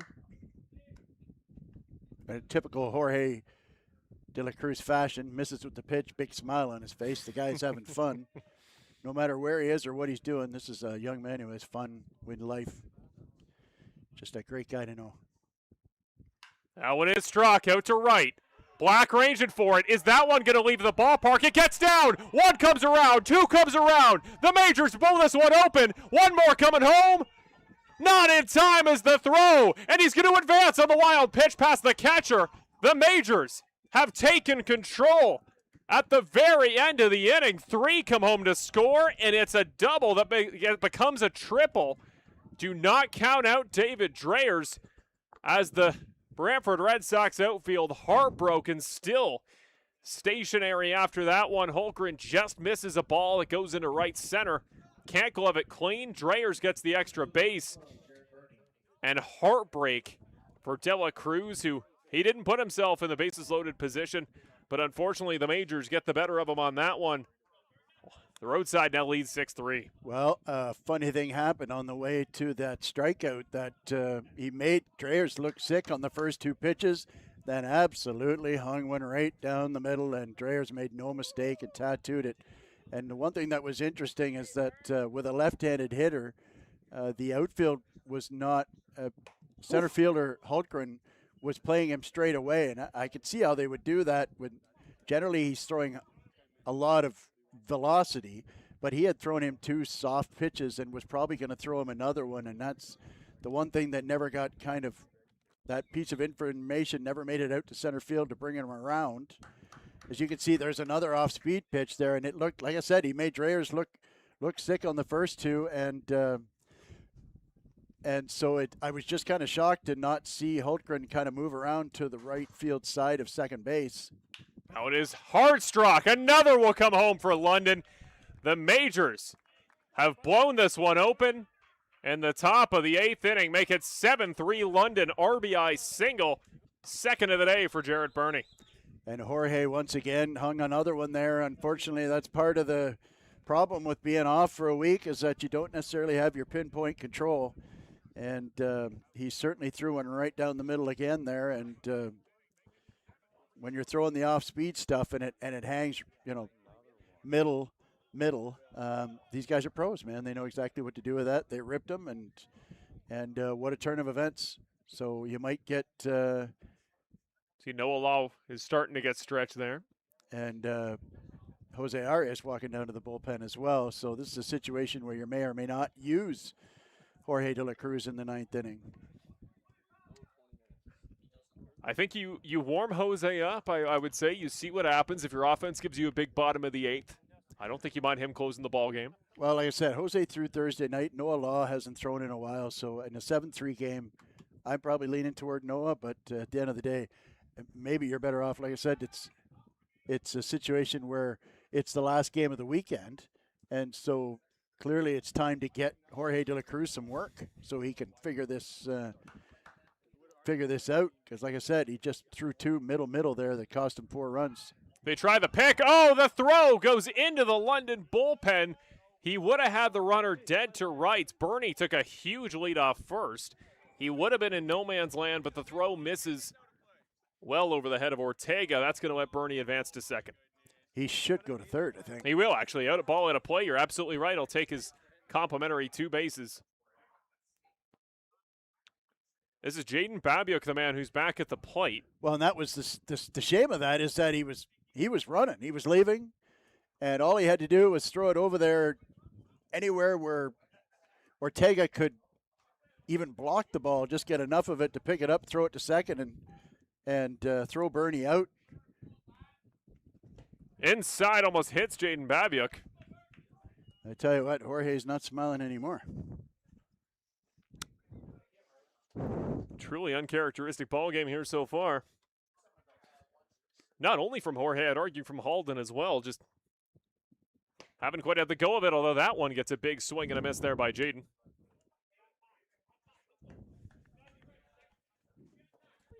So 1-1. Man on. They did not give the runner third. Just advanced to second. That one is struck up and out and foul, well over the third base grandstand. I don't know if I had the rule wrong or maybe it left the playing surface. It went into the bullpen. Well, here's the thing. When a pitcher throws over from the mound and the ball goes over, it's a 1 base. That one up in the air, should be playable. Shallow right, Black ranging way forward for it. He gets there in time, but he was playing way deep, so that was tougher than it maybe looked at home. The Majors, what a half inning. They blow this one open from down all the way back up. They now lead at 7-3, middle of the 8th. We're going to take a 90-second break here on Brantford Red Sox CBL Baseball, presented by Mr. Lubin Tires. Don't go anywhere as the Red Sox try to get back in it.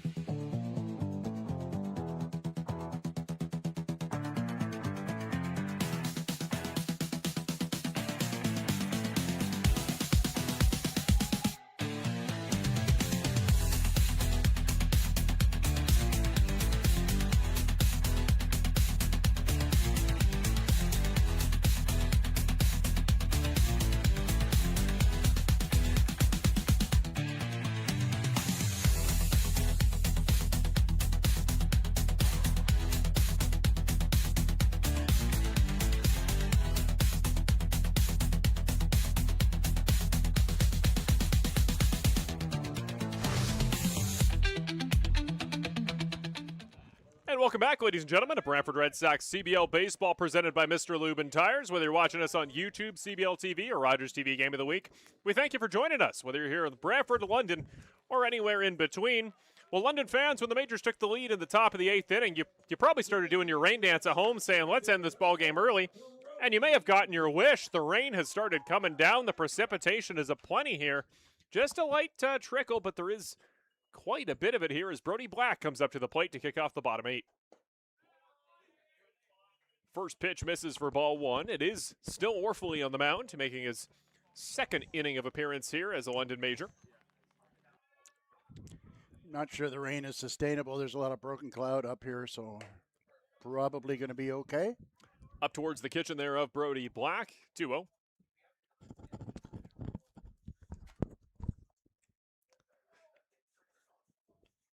Here's 2-0 pitch. That one is struck up in the air, should go out of play. Ranging for it's the Majors in the outfield, but that one is going to... Oh, it stayed in. It did stay in. Did somebody make the grab? They did make the grab on that. My goodness. I agree. That ball looked like it was out by 10 feet. Jaden Babiuk gets one that comes back. That was ridiculous. The trajectory of that looked like it was going to clear the third base fencing by about 10 feet. It comes back, and Babiuk makes the catch for the fly out to left. That was a bizarre one. As Brody Black, well, he looks amazed. I can't blame him. Kind of encapsulates the eighth inning of this game for the Brantford Red Sox, doesn't it? It really does. Here's Chris Ortega. Ball goes by for strike one. Orphaley's really started to find his rhythm as he stayed in.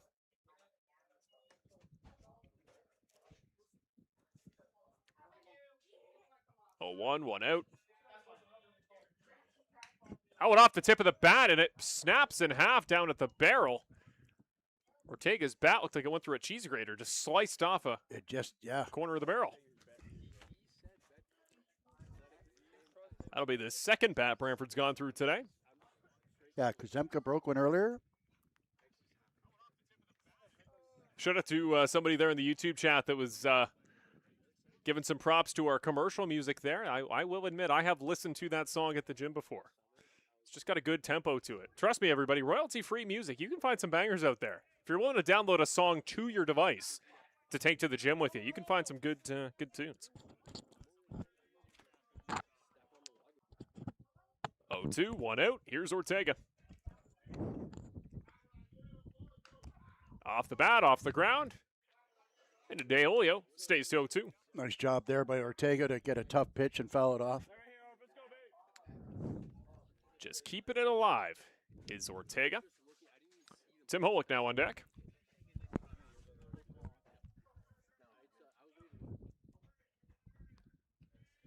0-2 pitch. That one is put in play. Out towards third. Dreyers, the throw. Long throw is caught by Lenahan right on the money. And I'm really impressed with what we've seen from David Dreyers here today. He has looked extremely effective. I know he didn't come in with a huge statistical profile on offense, but on offense and on the defensive side at the hot corner, he's looked great. Well, he's got the hit that turned the game, and he's also made 3 or 4 fantastic plays there. Very sure-handed, great range. We think about that one in I think it was the 3rd or the 4th inning where he jumped in front of the shortstop and covered it off and threw a seed across the diamond to Lenahan to get it the 3rd out. That ball breaks back in arm side to get Tim Holick for strike one.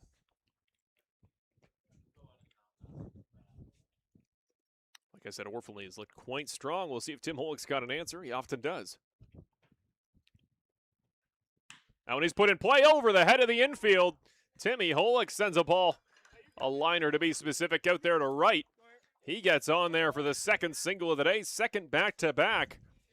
Maybe the start of a little bit of momentum, a little bit of a wake-up call here for the Red Sox offense that had big production in the 6th. Outside of that, they've relatively been controlled by the London pitching staff, and now with a 4-run lead to make up, Kuzemka is here in the big spot. He's been on one time today. It was a hit-by pitch in that all-important 6th inning. Grounded out 2 other times to the left side prior to that.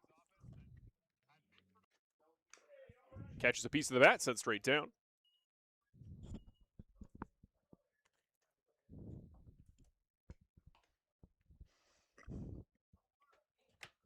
Well, I don't know if they got something on Kuzemka or not. They've been busting him inside all day long to the point where they actually hit him last time up, but they threw him 2 inside tailing fastballs. One he grounded out to short, and the other he grounded out to third base. About a 1.5 lead, not a huge one by Holick on first. Off the bat, tip back into the fencing, make it 0-2. Looked like a 2-seam fastball there. A good live pitch again, though, running in on Kuzemka. They really want to seem to jam him. So man on first. Kuzemka now looking at 0-2, 2 outs. Brantford's offense will have one more inning of work at very minimum in the bottom of the 9th, but they'd love to put a different number up on the home side of the leaderboard an inning early. High and wide. Nice take by Kuzemka, and it is Noah Law in full-on warm-up mode now in the bullpen for Brantford. Yeah, I'd be surprised to see Jorge come back out for the 9th inning, down 4.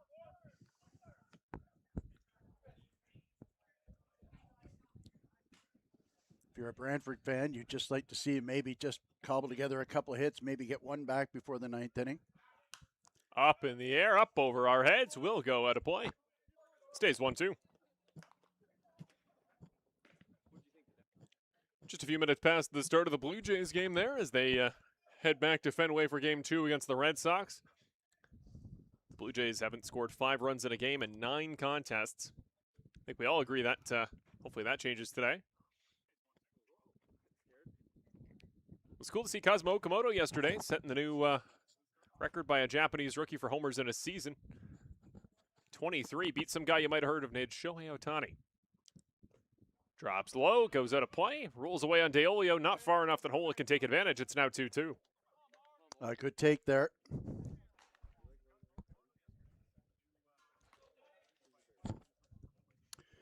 So, like I said, if Kazemka can get on, you've got Ian and Tone up on deck here. Could maybe make something happen to score a run or maybe even 2. Just Kazemka really grinding out this at bat here, trying to stay alive. And there's just that's the one thing you always get about this Red Sox team.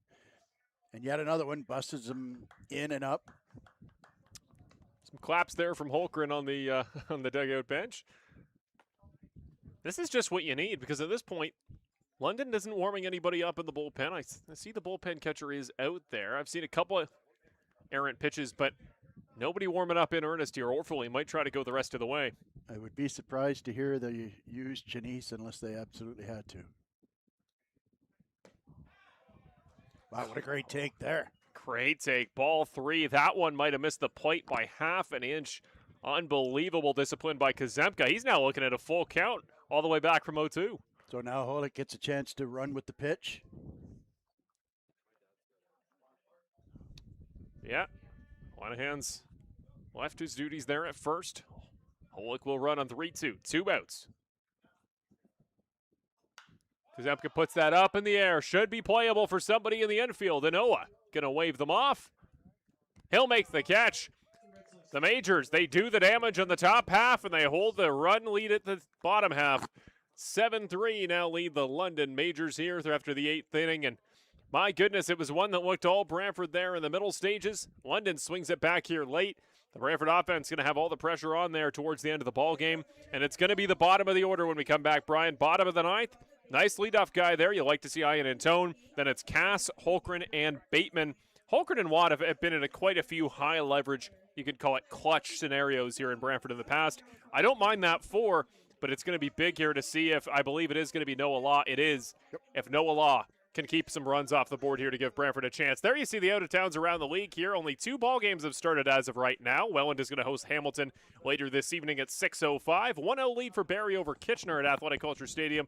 And in Guelph there, it is Guelph down to Chatham-Kent, a team who can't buy a win lately, but the Barnstormers going to hope to get back on the ledger there. They're still in that fight now with Toronto. I think we were all thinking, Chatham-Kent, they have some new pieces coming in, some injuries. I feel like they'll pick up steam. They were in talks to potentially get above the playoff cut line. Now they're in that fight bottom of the league there, Brian, with Toronto. That one's a big game there in Guelph. Well, in their defense, Evan Morrison got drafted, so he's gone by the Texas Rangers, and a congratulations to Evan Morrison. There's the numbers on Noah Law, who the numbers kind of belie how he's been. The one thing that I really like is those 6 walks over 13 while getting a strikeout per inning. And, of course, Travis Green was signed by a team in China, I believe. Is it Travis Green? Thomas Green. Thomas Green, excuse me. Sorry, where he Thomas. He was signed by a team in China, so he's gone. So their middle infield is gone, which is a shame because we saw them a couple times, and their hitting lineup at the time was very good because Green and Morrison were, when they were here, they were the 1-2 hitters, right? Yep. With Grayson Barrett hitting 3. Well, Fukuda as well. Didn't he? You went to Ottawa, I believe, earlier this season, did he not? That's right. Yes. So they've really lost the nucleus. They've kind of been gutted, and they're pitching not really that good all season long. So when you take away the hitting, although they just broke that nasty losing streak the other night. Was it Hamilton? I think they beat 8-1. I believe, yep. Thibaut Mercadier is up for grabs. He was looked pretty solid in his relief appearances here. They released him, I believe, Mercadier. Did he get signed? Oh, nice. I have not seen or heard that he has gotten signed. He did get released last week there by Chatham. So Chatham just desperately needs some good pitching. So do the Red Sox here in this spot, down 7-3, but your offense always has a chance to get back in it. Noah Law's first pitch of the outing here in the top 9 is a strike to Escato.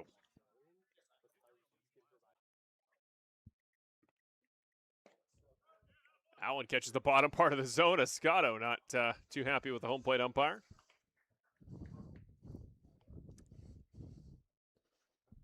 Feel like the home plate umpire has done a real good job behind the plate, very consistent. There's been some pitches that were questioned both sides, and as I've said before. Allen put in play. Cantor out there at second, but he won't be needed to field it. Ortega not in time, as he just tries to take it himself, run the pitch in. Pitcher not involved, and can't get there in time. He is on safe. Well, I like the aggressiveness of Ortega going after that one. Like I said, that one that was earlier, that kind of went in between them. He left for Bateman to play, so I like the aggressiveness of him going to make that play. Just the ability to just pick it up and lob it over to Noah Law was a real challenge for him because of the angle he was on. So Moscato legs out a single to open up the ninth. Here's Tucker Zadunik, who's 0 for 4 here today, including that weird popped-up bunt in what became a very good 8th inning there for the Majors. Gets him on the far side. Law just controlling the corners right now.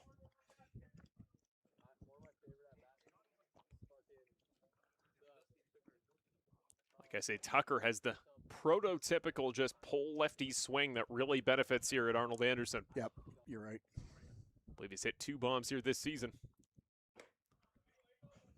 That one a little bit too far up high.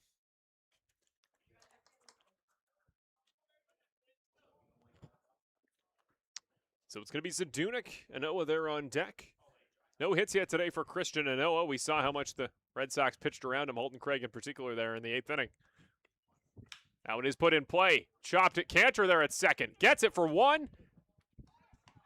Gets him for 2. The double play perfectly executed there in the infield defense. It's Cantor. Carosis there at short. Back to Ortega.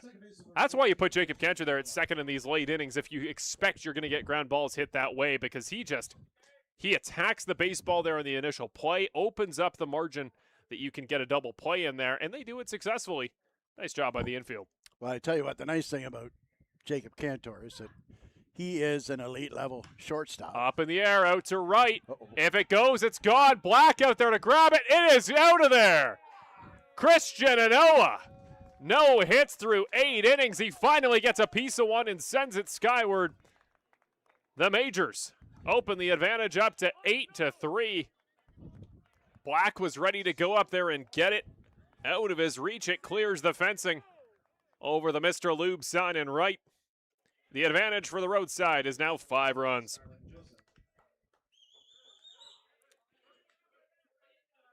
Well, Christian Anoa just kind of gave you a glimpse into how good of a hitter he is. That was not a middle pitch, but he sent it up there opposite field.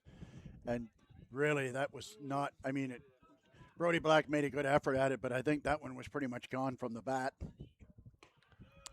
That one drops in for strike 1 here on Joseph. That's the 9th homer of the season for Christian Anoa. He ties Michael Escato there at 9 home runs on the season. And he showed up a month late.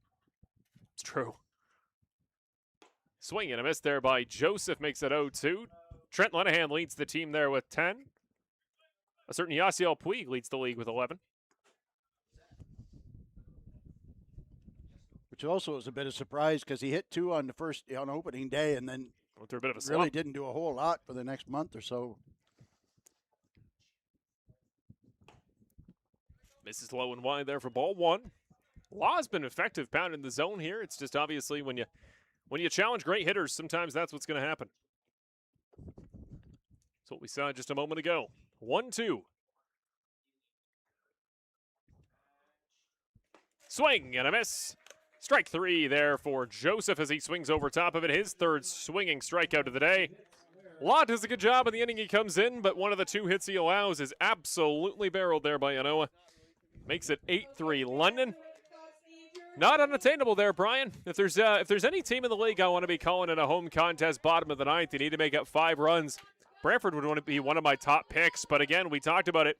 You're in that part of the order here for Brantford. Ian and Tone, Watt, Holgren, and Bateman. that you need more production than we've seen here today from a couple of those guys. But you started off with Nick. He's got 2 walks here today, and we talk about just how nasty he is for plate discipline. If there's any guy you got to think has a good shot to get on to start off a run, he's a guy who could get a rally going. Yeah, it's a good start. Orfley has looked pretty good here in the 2 innings that he's worked. But, yeah, good start here with Ein and Tone. Cassidy Watt with some big power and maybe bring in a runner for him, I would think.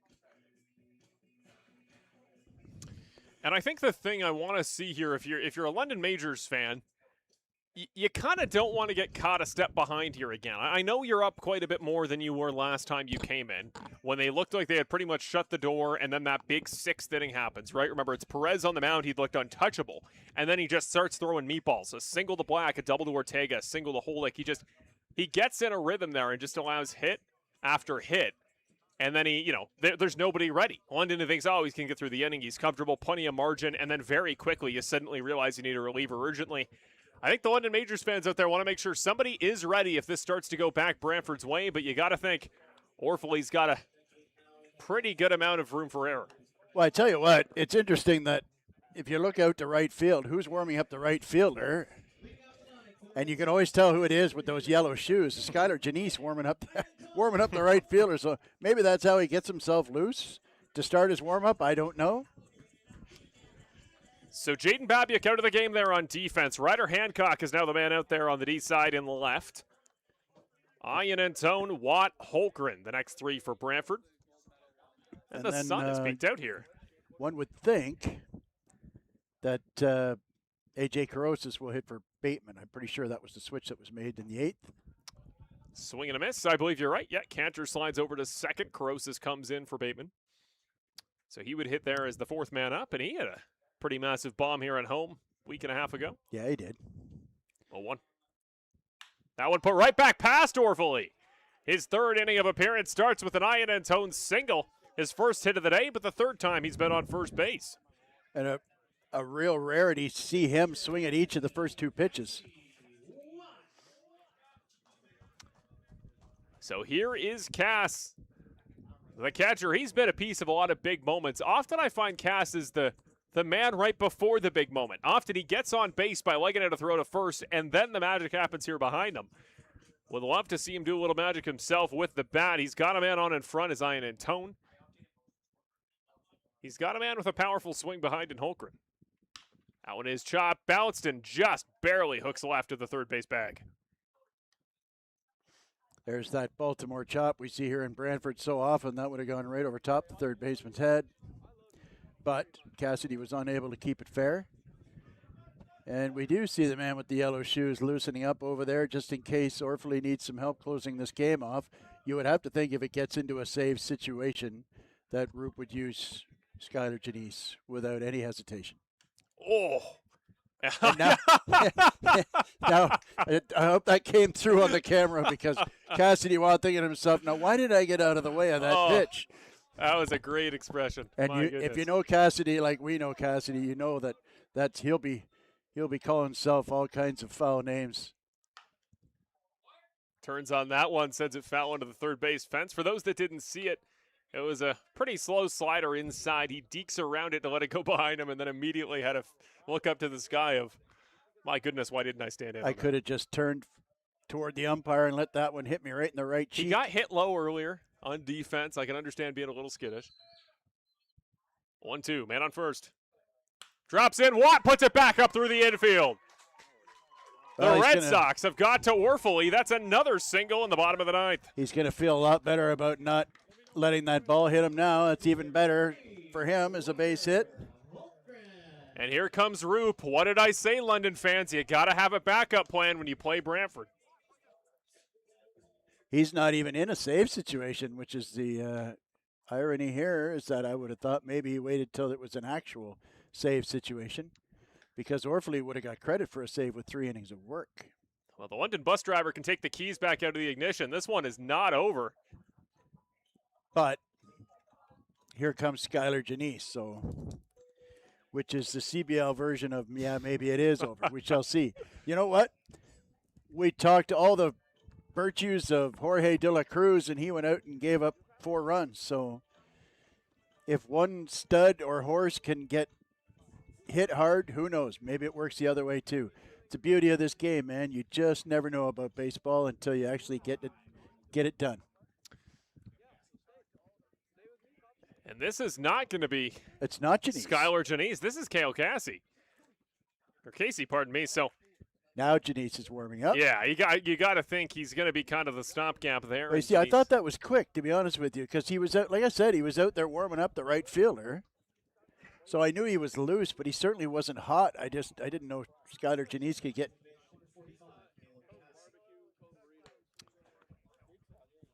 So Cassie now in the ball game here. He's going to take the mound. No outs yet in the inning. There was a man on first, a man on second after consecutive singles allowed there by Orfoli in his third inning. It's Holgren, and then, like you said, Carosis who will come up. Holgren, Carosis, Cantor, Black. You got to find 3 outs in there. Far from an easy one, Cassie, who pitched back there on the 14th. I was just going to say that the Sox have seen him, most of them anyways. It's most of the same pitchers, just in a very different order. And of course, we didn't see Jorge de la Cruz there in that game on the 14th. You got to wonder how that one would have turned out if we had. There you see the numbers there for Cassie, 11 2/3 there on this season. Similar walks to strikeouts, ERA just a tick over 6. You'd be a little more worried there with Janice, but I've seen Cassie pitch in person. He's got good stuff, good location, just a steady presence on the mound. And really, if you're London at this point, you just want somebody that's going to need to make the Brantford Red Sox offense be great, rather than have somebody maybe electric stuff, bad control, that could just hand the game over, hand base runners to Brantford. Right. Well, he's going to start off facing a lefty in Walker Holgren here. 0 for 3 today with a strikeout, ground out, and a flyout. Holgren, 1 homer this season, was at home against Welland. That was the last time a head-to-head streak was broken here. Today's game could break another. First pitch he sees, broken bat once again. That one sent easily to second for 1 for 2. Grounds into the double play on a pitch that I believe broke the bat. That's a third broken bat today for Brantford. Plenty of lumber going to the scrapyard here in Brantford. A.J. Carosis will come up in a very big spot in what could be the final at-bat of this ball game. It's going to be a lefty against the righty of Cassie.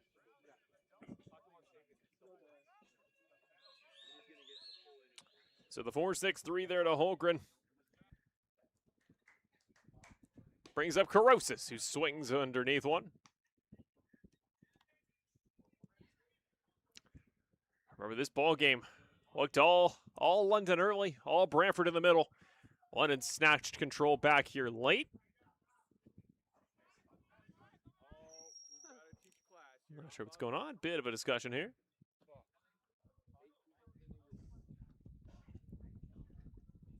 Not sure what that was. I don't know what's going on. Either way. 0-1. That one catches the outside. 1 pitch away is Cassie. Ian Antone, don't forget about him. He is still on third, the base runner. The 0-2 to Carosis. That one rolls away, bounces off. Not far enough that Ian Antone can make his way home to score. 1-2, 2 outs. We'll reset, and Carosis will try to put anything in play that he possibly can. Well, he has had some good at-bats recently. Up in the air, that could do it. Out over the head of Dreyers. Makes the catch in the majors. Take this one in the end on the road in Brantford. 8-3 your final score as you see the bodies from the bullpen tumble out to go celebrate. Only fitting Dreyers makes the final out here. He was exceptional today, Brian, on both sides. I haven't seen him in a ball game here in Brantford in my time as the commentator for the Red Sox. He looks very exceptional. I'm glad to see him have a big day with what's been a slower start to the season, and he helped power this Majors team to a big win. Well, look at Absolutely. He had a great game there. Sorry, Marshall. And not only offensively, but defensively as well. And looked great at third base, good range, very comfortable in the pop-ups, good arm, good mechanics. all kinds of good things to say about Dreyers for sure. And he had the big hit that was the game that was a separation. You see that line score, and as you know, just a frustrated group of Brantford Red Sox right now. At the end of the day, it's still 8 runs scored by the opposition, no matter how you slice it, even though it was a 3-2 ball game going into the 8th inning. You know, there's been so many games where they were in a pretty good spot to get a chance to win the game. And then whether it's the starter getting lit up early or the middle bullpen not getting their job done or getting touched up later on in the game, there just doesn't seem to be a lot of ways for these guys to keep the game under 5 runs a game, which is so important for an offense at this level. It is indeed. The pressure's always on the Brantford offense here when the margins are so close. The one thing we forgot to do today, Brian, we're going to do it live on camera here today.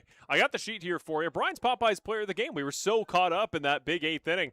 Who are we thinking here today? Brody Black, 3 singles there in his first 3 times at the plate. Tim Holick had an RBI there and another big single. Some of the pitchers here today had great start for Connor Irvin. Who are we thinking Popeye's player of the day? Undoubtedly, Connor Irvin. 6 innings, 0 earned runs. I don't know, maybe they ruled it differently, but as far as I'm concerned, that was an error at second base that led to those 2 runs. And just another really good. I mean, what else can you ask for? 0 earned runs over 6 innings pitched. He did his job, put his team in a position to win.